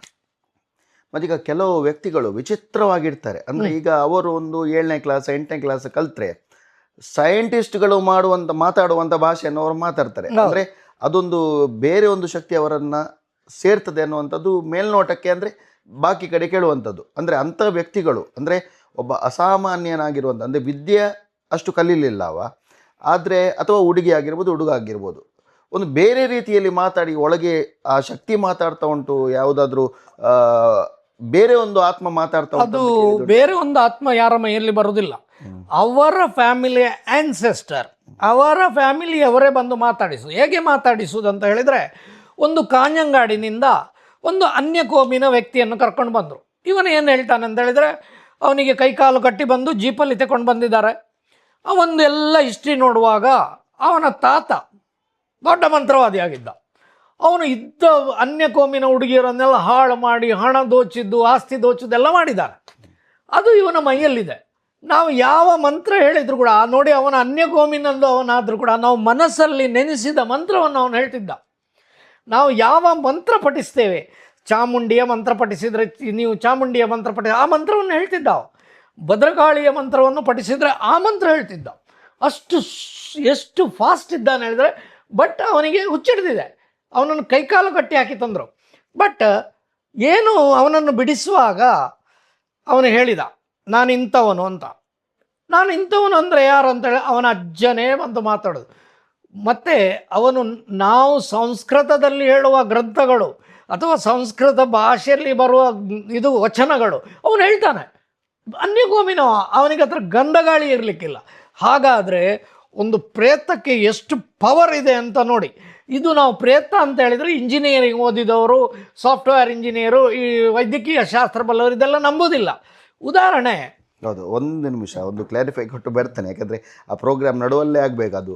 ಈಗ ವೀಕ್ಷಕರತ್ತ ಹೇಳುವಂಥದ್ದು, ಈಗ ಅನ್ಯಕೋಮ ಅಂತ ಇವರು ಸಂಬೋಧಿಸಬೇಕಾದ್ರೆ ಯಾವುದೇ ಕೋಮಿಗೆ ಅಥವಾ ಯಾವುದೇ ಮತ ಧರ್ಮಕ್ಕೆ ಅಪಚಾರ ಮಾಡುವಂಥ ಕೆಲಸ ಅಲ್ಲ ಅದು. ಅನ್ಯಕೋಮ ಅಂತ ಹೇಳುವಂಥ ಉದ್ದೇಶ ಅಂತ ಹೇಳಿದರೆ, ಹಿಂದೂ ಧರ್ಮ ಅಥವಾ ಸನಾತನ ಧರ್ಮವನ್ನು ಗೊತ್ತಿಲ್ಲದವರು ಕೂಡ ಮಂತ್ರವನ್ನು ಹೇಳುವಂಥದ್ದು ಇದು ಸಾಬೀತುಪಡಿಸ್ತದೆ ಅನ್ನುವಂಥ ನಿಟ್ಟಿನಲ್ಲಿ. ಎಸ್, ಅದೇ ಹೇಳಿದ್ದು ನಾನು ಮಾತು. ನಾವು ಹಾಗೆ ಇನ್ನೊಂದು ಕೋಮಿನ ಬಗ್ಗೆ ಇದೆಲ್ಲ ಹೇಳೋದು. ಆದರೆ ನಾನು ನಿಮ್ಗೆ ಹೇಳ್ತೀನಿ, 2021ರಲ್ಲಿ ಬನಾರಸ್ ಹಿಂದೂ ಯೂನಿವರ್ಸಿಟಿಯಲ್ಲಿ ಒಂದು ಗಜೆಟಲ್ಲಿ ನೋಟಿಫಿಕೇಶನ್ ಆಗಿದೆ, ರೋಗಿಗೆ ಮದ್ದು ತಾಗುವುದಿಲ್ಲ. ಯಾಕೆ ತಾಗುವುದಿಲ್ಲ ಅನ್ನೋದಕ್ಕೋಸ್ಕರ ಈ ಜ್ಯೋತಿಷ್ಯ ಶಾಸ್ತ್ರವನ್ನು MD ಮಾಡುವವರು ಕಲಿಬೇಕಂತ ಒಂದು ಗಜೆಟ್ ನೋಟಿಫಿಕೇಶನ್, ಮತ್ತು ಆ ಕೋರ್ಸನ್ನು ಬನಾರಸ್ ಹಿಂದೂ ಯೂನಿವರ್ಸಿಟಿಯಲ್ಲಿ, ವೈದ್ಯಕೀಯ ಯೂನಿವರ್ಸಿಟಿಯಲ್ಲಿ ಇಂಟ್ರೊಡ್ಯೂಸ್ ಮಾಡಿದ್ದಾರೆ. ಗಜೆಟ್ ನೋಟಿಫಿಕೇಶನ್ ನನ್ನ ಹತ್ರ ಇದೆ, ನಾನು ಬೇಕಾದರೆ ನೆಕ್ಸ್ಟ್ ತೋರಿಸ್ತೇನೆ ನಿಮಗೆ. ಇದು ಯಾಕೆ ಮಾಡಿದ್ರು ಅಂತ ಹೇಳಿದರೆ, ರೋಗಿಗೆ ಮದ್ದು ತಾಗುವುದಿಲ್ಲ. ಆಗ ಡಾಕ್ಟ್ರ್ ಏನು ದೇವರಲ್ಲಲ್ಲ, ಆಗ ಎಲ್ಲಿ ಹೋಗಬೇಕು ಮೊರೆ? ಸತ್ಯವಾಗಿ ಜ್ಯೋತಿಷ್ಯರ ಹತ್ರ ಮೊರೆ ಹೋಗೋದಿಲ್ಲ. ಯಾಕಂದರೆ ವೈದ್ಯಕೀಯ ಒಂದು ಸೈನ್ಸ್, ಆ ಸೈನ್ಸನ್ನು ಕಲಿತವರು ಜ್ಯೋತಿಷ್ಯರ ಮೊರೆಗೆ ಹೋಗೋದಿಲ್ಲ. ಆದರೆ ಜ್ಯೋತಿಷ್ಯ ಶಾಸ್ತ್ರ ಒಂದು ಸೈನ್ಸ್. ನಾನು ಹೇಳ್ತೇನೆ ಯಾಕೆ ಅಂತ ಹೇಳಿದರೆ, ಅದರ ಬಗ್ಗೆ ತುಂಬ ವಿಷಯಗಳುಂಟು, ಅದನ್ನು ನಾವು ಮುಂದಿನ ಎಪಿಸೋಡಲ್ಲಿ ಮಾಡೋ. ಜ್ಯೋತಿಷ್ಯ ಶಾಸ್ತ್ರದಲ್ಲಿ ಹೇಳೋದು ನಿಮ್ಮ ಗ್ರಹಗಳ ಗತಿ. ಏನು ಗ್ರಹಗಳ ಗತಿ ಅಂತ ಇಷ್ಟು ಜನರೆಲ್ಲ ನಿಮಗೆ ಜ್ಯೋತಿಷ್ಯ ಬಗ್ಗೆ ಹೇಳಿರ್ತಾರೆ. ಗ್ರಹಗಳ ಗತಿ ಏನು ಅಂತ ಹೇಳಿದರೆ, ಒಂದೊಂದು ಗ್ರಹಕ್ಕೆ ಒಂದೊಂದು ಅರ್ಥ ಉಂಟು. ಯಾವ ಅರ್ಥ ಅಂದರೆ, ಒಬ್ಬನು ರಕ್ತಕ್ಕೆ ಕಾರಕನಾಗಿದ್ದರೆ ಒಬ್ಬನು ನರಕಾರಕನಾಗಿರ್ತದೆ, ಇನ್ನೊಬ್ಬನು ಕಿಡ್ನಿಗೆ ಕಾರಕನಾಗಿರ್ತಾನೆ, ಇನ್ನೊಬ್ಬ ಲಿವರಿಗೆ ಕಾರಕನಾಗಿರ್ತದೆ, ಒಂದು ಕಣ್ಣಿಗೆ ಕಾರಕ ಒಬ್ಬ ಇರ್ತಾನೆ, ಶ್ವಾಸಕ್ಕೆ ಕಾರಕ ಒಬ್ಬ ಇರ್ತಾನೆ. ಹಾಗಾದ್ರೆ ಇಡೀ ದೇಹವೇ ಒಂದು ಗ್ರಹಗಳ ಒಂದು ಇದರಲ್ಲಿ ದೇಹದ ಪ್ರಕೃತಿ ನಡೀತಾ ಇದೆ. ಹೇಗೆ ಅಂತ ಹೇಳಿದರೆ, ಹಿಂದಿನ ಕಾಲಘಟ್ಟದಲ್ಲಿ, ಹಿಂದೆ ಎಪಿಸೋಡ್ನಲ್ಲಿದ್ದೇನೆ, ಭೆಷಜ ಜ್ಯೋತಿಷ್ಯ ಅಂತ ಉಂಟು. ಭೆಷಜ ಜ್ಯೋತಿಷ್ಯ ಅಂತ ಹೇಳೋದು, ಹಿಂದಿನ ಕಾಲಘಟ್ಟದಲ್ಲಿ ರಾಜ ಮಹಾರಾಜರುಗಳಿಗೆ ಅಥವಾ ಗ್ರಾಮದ ವೈದ್ಯರು ಸೊಪ್ಪಿನಿಂದಲೋ ಕೆಲವು ಮೂಲಿಕೆಗಳಿಂದಲೋ ಅಥವಾ ಕೆಲವೊಂದು ಅವರ ವಿಧಿವಿಧಾನಗಳಿಂದ, ಎಲ್ಲವೂ ಪ್ರಕೃತಿ ಧರ್ಮದಲ್ಲಿ ಮದ್ದು ಅಡಗಿರ್ತದೆ. ಇಂತಿಂಥ ಎಲೆ ಇಂತಿಂಥವರಿಗೆ ಇದು ಗುಣ ಮಾಡ್ತದೆ ಅಂತ ಉಂಟು. ಲವಂಗದಲ್ಲಿ ಹೇಗೆ ಹಲ್ಲು ನೋವು ಗುಣ ಆಗ್ತದೆ, ಹಾಗೆ ಪ್ರತಿಯೊಂದು ವಿಷಯದಲ್ಲಿ ಒಂದೊಂದುಂಟು. ಆದರೆ ವೈದ್ಯಕೀಯ ಶಾಸ್ತ್ರ ಬೆಳೆದಂತೆ ಇದನ್ನು ನಾವೀಗ ಮೂಲೆಗುಂಪು ಮಾಡಿದ್ದೇವೆ. ನಿಜವಾಗಿ ಬರುವ ರೋಗಗಳು, ಉದಾಹರಣೆ, ಒಂದು ವ್ಯಕ್ತಿಯ ಜಾತಕದಲ್ಲಿ ಗ್ರಹಗಳು ಇಂಥ ರೋಗವನ್ನು ಸೂಚಿಸ್ತದೆ. ಆದರೆ ಕೆಲವರಿಗೆ ಗ್ರಹಗಳು ಹಾಗೆ ಇಲ್ಲದಿದ್ದರೂ ಅವರಿಗೆ ಕೆಲವು ರೋಗಗಳು ಸೂಚಿಸ್ಬೋದು. ಅದು ಕಾರಣ ಪ್ರೇತ ಬಾಧೆ, ಅದು ಕುಟುಂಬದ ಹಿರಿಯವರ ಬಾಧೆ.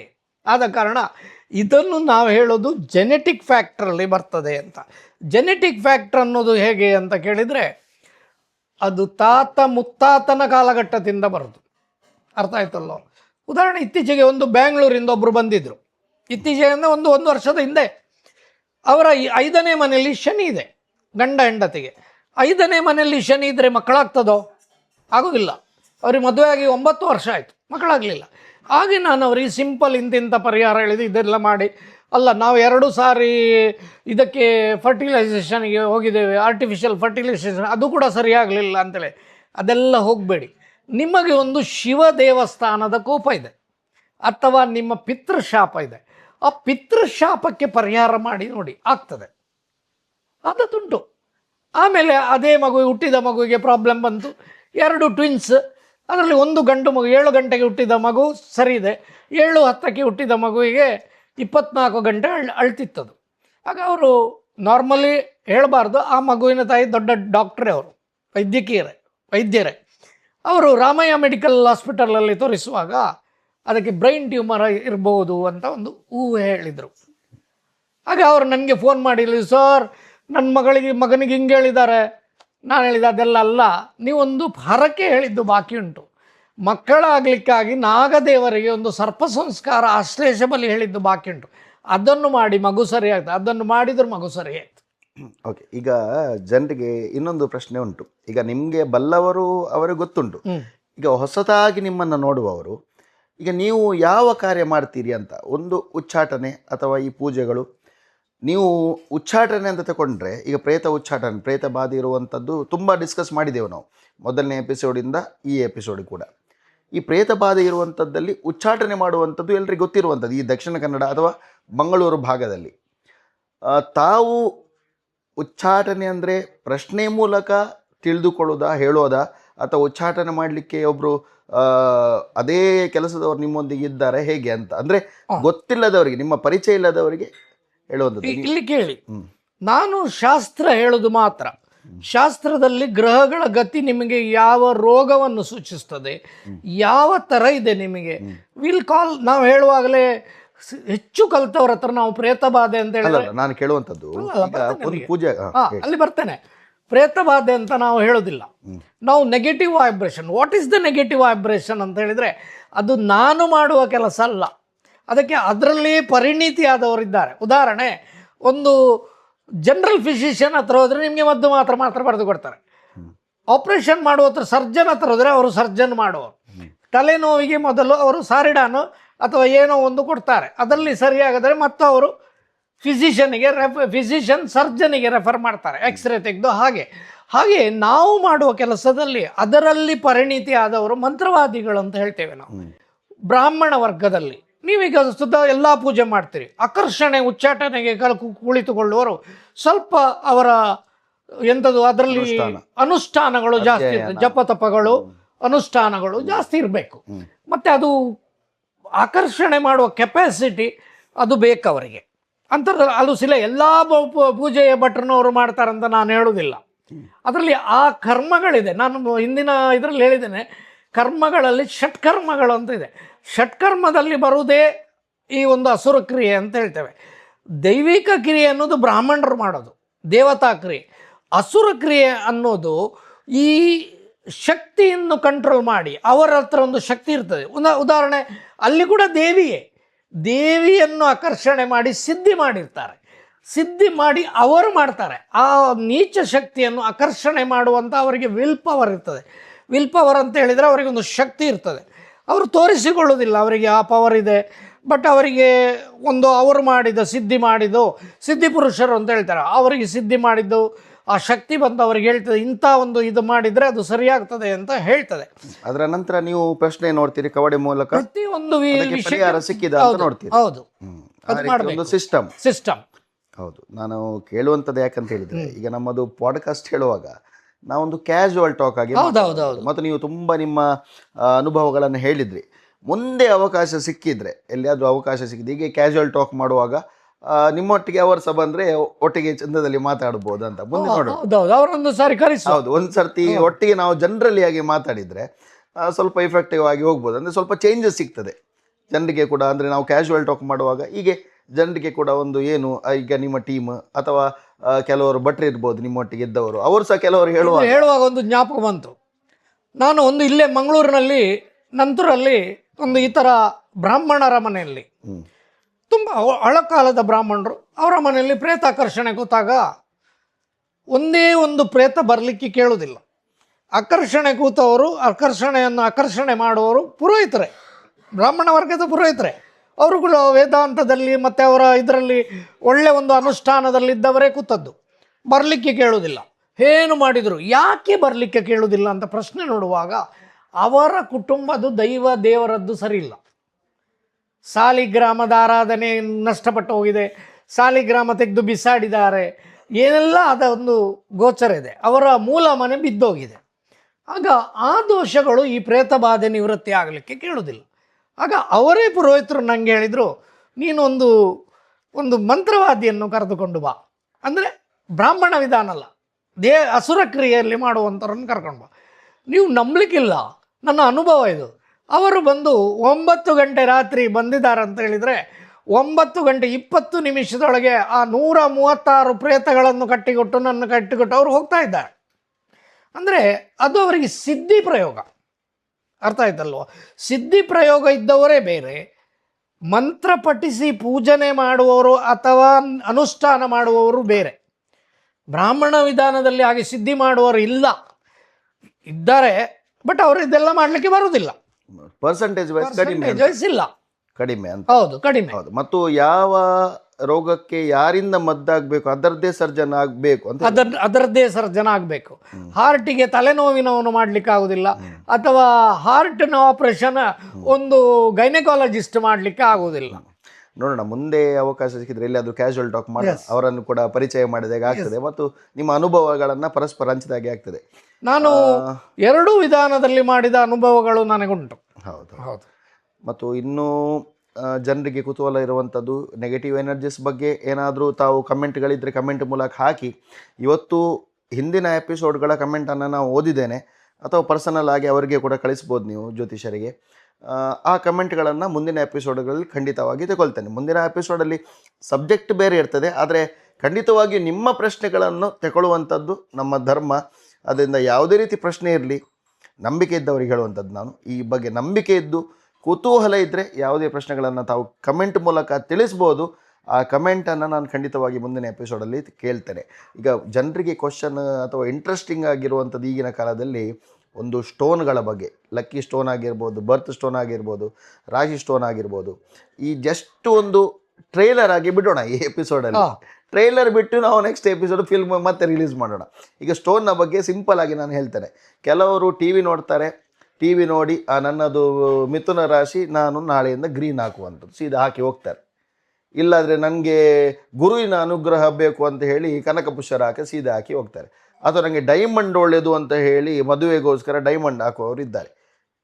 ಹೀಗೆ ಸಿಕ್ಕಿದ ಹಾಕಿ ಸ್ಟೋನ್ ಹಾಕಿದರೆ ಆಗ್ತದ ಅನ್ನುವಂಥದ್ದು ಟ್ರೈಲರ್ ಒಂದು ಬಿಡಿ, ಡೀಟೇಲ್ ಆಗಿ ಬರೋಣ. ನಿಜವಾಗಿ ಹಾಗೆ ಅಲ್ಲ. ಒಬ್ಬರಿಗೆ ಲಕ್ಕಿ ಸ್ಟೋನ್ ಅಂತ ಹೇಳಿದರೆ ಅವರವರ ಜಾತಕದಲ್ಲಿ ಅವರವರು ಹುಟ್ಟಿದ ಗಳಿಗೆಯ ಆಧಾರದಲ್ಲಿ ಹೇಳಬೇಕು ಅದನ್ನು. ಎಲ್ಲರೂ ಮಿಥುನ ರಾಶಿಯವರು ಇರ್ತಾರೆ, ಎಲ್ಲವೂ ವೃಷಭ ರಾಶಿಯವರು, 12 ರಾಶಿಯವರು, ಎಲ್ಲರೂ ಜಗತ್ತಿನಲ್ಲಿ ತುಂಬ ಜನರು, ಎಲ್ಲರಿಗೂ ಅದು ಹಿಡಿತದೆ ಅಂತ ಹೇಳೋದಿಲ್ಲ. ಮತ್ತು ಲಕ್ಕಿ ಸ್ಟೋನ್ ಸಿಲೆಕ್ಟ್ ಮಾಡುವಾಗ ಸರಿಯಾದ ಜ್ಞಾಪಕದಲ್ಲಿ, ಒಂದು ಸರಿಯಾದ ಒಂದು ಆಧಾರದಲ್ಲಿ, ಸರಿಯಾದ ಒಂದು ವಿಮರ್ಶೆ ಮಾಡಿ ತಗೊಳ್ಬೇಕು. ಅರ್ಥ ಆಯ್ತಲ್ಲ? ಯಾಕೆ ಅಂತ ಹೇಳಿದರೆ ನಾವು ಈ ಎಪಿಸೋಡ್ ಮುಂದಕ್ಕೆ ತರೋಣ. ಹೌದು. ಹಾಗೆ ಒಂದು ಸಣ್ಣ ಟ್ರೈಲರ್ ಬಿಟ್ಟಿದ್ದೇವೆ ಲಕ್ಕಿ ಸ್ಟೋನ್ನ ಬಗ್ಗೆ. ಡೀಟೇಲ್ ಆಗಿ ಈಗಲೇ ಈ ಎಪಿಸೋಡ್ನಲ್ಲೇ ನಿಮಗಿರುವಂಥ ಪ್ರಶ್ನೆಗಳನ್ನು ಹಾಕಿ ಸ್ಟೋನ್ ಬಗ್ಗೆ ಖಂಡಿತವಾಗಿಯೂ ಕೇಳ್ತೇನೆ. ಗುರುಗಳೇ, ತುಂಬ ವಿಚಾರ ಮಾತಾಡಿದ್ರಿ. ಈಗ ಏನು ಅಂತ ಹೇಳಿದರೆ, ಕೆಲವು ಪ್ರಶ್ನೆಗಳನ್ನು ನಾನು ಕೇಳುವಂಥದ್ದು ಅವರ ಪ್ರತಿನಿಧಿಯಾಗಿ, ಕೆಲವರು ಅವರು ಕೇಳಿದರೆ ಒಳ್ಳೆಯದು. ಆದ್ದರಿಂದ ಕಮೆಂಟ್ ಮೂಲಕ ಅವರು ಕೇಳಿ ಮುಂದಿನ ಎಪಿಸೋಡಲ್ಲಿ ಅವರ ಪ್ರಶ್ನೆಗಳನ್ನು ಕೂಡ ತಗೊಳ್ಳೋಣ. ಮತ್ತು ನಾನು ಆಗಲೇ ಪ್ರಾರಂಭದಲ್ಲಿ ಹೇಳಿದ ಹಾಗೆ ನಿಮ್ಮ ಫಾಲೋವರ್ಸ್ ಮಹಾರಾಷ್ಟ್ರ ಭಾಗದಲ್ಲಿ, ಉತ್ತರ ಭಾರತದಲ್ಲಿ ತುಂಬ ಮಂದಿ ಇದ್ದಾರೆ. ಈಗ ಕೊಂಕಣಿಯಲ್ಲಿ ನಾವು ಕೆಲವು ಎಪಿಸೋಡ್ಗಳನ್ನು ಮಾಡಿದೆವು ಒಂದು ಚಾನಲ್ನಲ್ಲಿ. ಕನ್ನಡದಲ್ಲೂ ಕೇಳ್ತಾರೆ ಅಂತ ಹೇಳಿ ಕನ್ನಡದಲ್ಲೂ ಈಗ ಮಾಡಿದೆವು. ಮುಂದೊಂದು ದಿನ ಹಿಂದಿಯಲ್ಲಿ ಕೂಡ ಮಾಡಲಿಕ್ಕೆ ಅವಕಾಶ ಉಂಟಾ? ಅದಕ್ಕೆ ಕೂಡ ರೆಡಿ ಇದೆ. ಹಿಂದಿ ಕೂಡ ಮಾಡ್ಬೋದು ನಾವು. ಯಾಕೆಂದರೆ ನಾವು ಜನರಿಗೆ ಬೇಕಾದದ್ದನ್ನು ಜನರಿಗೆ ಒಂದು ಒಂದು ಒಂದು ಎಜುಕೇಟೆಡ್ ಮಾಡೋದು ಅಂತ ಹೇಳ್ತೇವೆ. ಇದರಲ್ಲಿ ಏನು ನಮ್ಮ ಸ್ವಯಂ ಲಾಭದಲ್ಲಿ ನಾವು ಇಬ್ಬರಿಗೆ ಮಾಡೋದಲ್ಲ. ಇದು ನಾವು ಜ್ಯೋತಿಷ್ಯದ ವಿಷಯ ಜನರಿಗೆ ಹೇಳಬೇಕನ್ನೋ ಒಂದು ಉದ್ದೇಶ ಮಾತ್ರ. ನನಗಿದ್ರಲ್ಲಿ ನಾನು ಒಂದು ಏನೋ ದುರುದ್ದೇಶ ಇಟ್ಟುಕೊಂಡು ಇದೆಲ್ಲ ನಾವು ಮಾಡೋದಲ್ಲ. तो हिंदी के जो भी वीक्षक है, आपके लिए खुशखबरी है. हिंदी में भी डिटेल से कुछ सब्जेक्ट में हम आपके सामने आएंगे. इस सीक्रेट्स ऑफ ज्योतिषा के सब्जेक्ट में प्रभु जी से बात करेंगे. वो भी हिंदी में ही जानकारी देंगे. आपके लिए खुशखबरी है. ನನ್ನೊಂದು ಇಂಚಿನ ಬಂಡ ತುಳುಟಲ್ಲ ಒಂಜಿ ಮನ್ಪೊಡು ತುಳುಟು ನಮ್ಮ ಡೆಫಿನೆಟ್ಲಿ ಮಲ್ಪ ದನ್ನ ನಮ್ಮ ತುಳುನಾಡುಗಾದ ನಮ್ಮ ಒಂಜಿ ತುಳುಟು ಇಂದು ವಿಷಯ ಪಂಡಿ ಜಂಡ ಕನ್ನಡ ದಾಯಗ ಪಂಡ ನಂಗೆ ಬ್ಯಾಂಗ್ಳೂರ್ದು ಮಸ್ತ್ ಜನ ಬರ್ಪೇರು ಅಕ್ಲಿ ಹೆಂಗೆ ಮಸ್ತ್ ಪಣಂದ್ರೆ ನೀರು ಕೊಂಕಣಿ ಇಡು ಮಲ್ತಿದಾರೆ ನಮ್ಮ ಕನ್ನಡ ದಾಯ ಮಲ್ತಿಜಿ ಅಂದೆ ಅಂಡ ತುಳುಟೆಲ್ಲ ಕೊಣಕ ಒಂಜೊಂಜಿ ಟೈಮ್ ಒಂಜಿ ತುಳುಟು ಒಂಜಿ ಹಿಂದಿ ಇಡು ಒಂದು ಮಾತಾ ಲ್ಯಾಂಗ್ವೇಜ್ ಇಡು ಬುಡ್ಕ ಬೋರ್ಡ್ ಅಂಡ ತಮಿಳ್ ಇಡಲ್ಲ ಬುಡ್ಕ ಅಂಡತ್ತ ತಮಿಳೆಡ್ಲ ಬೊಡೋಲಿ ಅಂಡ ಕ್ವಶನ್ಗೆ ಏನು ರ್ಯಾಂಕ್ ಮಾತ ಗೊತ್ತಿಜ್ಜಿ ಬಟ್ ಅಂಚ. ಹಾಗೆ ಇವತ್ತಿನ ಎಪಿಸೋಡು ಕನ್ನಡದಲ್ಲಿ ಭಾರಿ ಒಳ್ಳೆ ಇತ್ತು. ತುಂಬ ಇಂಟ್ರೆಸ್ಟಿಂಗ್ ಆಗಿರುವಂತಹ ಪ್ರಶ್ನೆಗಳು. ಎಪಿಸೋಡ್ನ ನಂತರ ಕೆಲವೊಂದು ಪ್ರಶ್ನೆಗಳು ನನಗೆ ಕೂಡ ಉದ್ಭವ ಆಗ್ತದೆ, ಅದನ್ನು ಮುಂದಿನ ಎಪಿಸೋಡಲ್ಲಿ ನೋಡೋಣ. ಇಷ್ಟೊತ್ತು ನಮ್ಮೊಂದಿಗೆ ಈ ನೆಗೆಟಿವ್ ಎನರ್ಜಿ ಬಗ್ಗೆ ತಿಳಿಸಿದ್ದಕ್ಕಾಗಿ ತಮಗೆ ಧನ್ಯವಾದಗಳು. ನಮಸ್ಕಾರ. ಹಾಗೆ ವೀಕ್ಷಕರಿಗೆ ಮುಂದಿನ ದಿವಸಗಳಲ್ಲಿ ಲಕ್ಕಿ ಸ್ಟೋನ್ನ ಒಂದು ಝಲಕ್ ಮಾತ್ರ ನಿಮಗೆ ಕೊಟ್ಟಿದ್ದೇವೆ. ಲಕ್ಕಿ ಸ್ಟೋನ್ನ ಬಗ್ಗೆ ಸವಿಸ್ತಾರವಾಗಿ ಬರ್ತೇವೆ. ಮತ್ತು ಏನಾದರೂ ನಿಮ್ಮ ಪ್ರಶ್ನೆಗಳಿದ್ದರೆ ಖಂಡಿತವಾಗಿಯೂ ಕಮೆಂಟ್ ಮೂಲಕ ಕಳಿಸಿ, ಅಥವಾ ಪ್ರಭುಗಳ ನಂಬರ್ ಅಂದರೆ ಜ್ಯೋತಿಷಿಗಳ ನಂಬರ್ ನಿಮಗೆ ಬೇಕಾದರೆ ನಾವು ಕಮೆಂಟ್ ಬಾಕ್ಸಲ್ಲಿ ಹಾಕ್ತೇವೆ. ಅವರಿಗೆ ಕೂಡ ವೈಯಕ್ತಿಕವಾಗಿ ನಿಮ್ಮ ಅನಿಸಿಕೆಗಳನ್ನು ತಿಳಿಸ್ಬೋದು.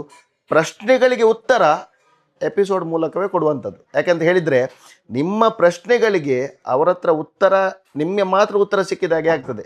ಆದರೆ ನಿಮ್ಮ ಪ್ರಶ್ನೆಗಳಿಗೆ ಎಲ್ಲರೂ ಉತ್ತರ ಪಡಿಬೇಕೆನ್ನುವಂಥ ನಿಟ್ಟಿನಲ್ಲಿ ಅವರ ಹತ್ರ ಕೂಡ ನಾನು ಕೇಳಿಕೊಳ್ತೇನೆ, ಅವರಿಗೆ ಉತ್ತರ ಹೇಳಬೇಡಿ, ಅವರಿಗೆ ಉತ್ತರ ನೆಕ್ಸ್ಟ್ ಎಪಿಸೋಡಲ್ಲಿ ಹೇಳ್ತೇನೆ ಅಂತ ಹೇಳಿ ಈ ಎಪಿಸೋಡನ್ನು ಇಲ್ಲಿಗೆ ಮುಕ್ತಾಯ ಮಾಡ್ತಾ ಇದ್ದೇವೆ. ಹಿಂದಿ ಮೇ ಬಿ ಆಯಂಗೆ ತುಳುಟ್ನ ಮನ್ಪೆರ ಉಂಡು, ಬಾತ ಬೇತೆ ಓ ಲ್ಯಾಂಗ್ವೇಜ್ ಎಂಕ್ಲೆ ಗೊತ್ತುಂಡು, ಅವು ಲ್ಯಾಂಗ್ವೇಜ್ಡ್ ನಿಕ್ಲ ಎದುರು ಬರ್ಪ. ಅಂದರೆ ಕನ್ನಡದಲ್ಲಿ ಹೇಳಬೇಕಾದ್ರೆ ಬೇರೆ ಬೇರೆ ಲ್ಯಾಂಗ್ವೇಜ್ ಮೂಲಕ ಈ ಸೀಕ್ರೆಟ್ಸ್ ಆಫ್ ಜ್ಯೋತಿಷ್ ಅನ್ನುವಂಥ ಸಬ್ಜೆಕ್ಟಲ್ಲಿ ಇನ್ನೂ ಕೂಡ ಇಂಟ್ರೆಸ್ಟಿಂಗ್ ಆಗಿ, ಇನ್ನೂ ಕೂಡ ಸ್ಪೋರ್ಟಿವ್ ಆಗಿ ತಮ್ಮೊಂದಿಗೆ ಬರ್ತೇವೆ. ಈ ಎಪಿಸೋಡ್ ವೀಕ್ಷಿಸೋದಕ್ಕಾಗಿ ಅನಂತ ಧನ್ಯವಾದಗಳು. ಎಲ್ರಿಗೂ ದೇವರ ಒಳ್ಳೆಯದು ಮಾಡಲಿ. ನಮಸ್ಕಾರ.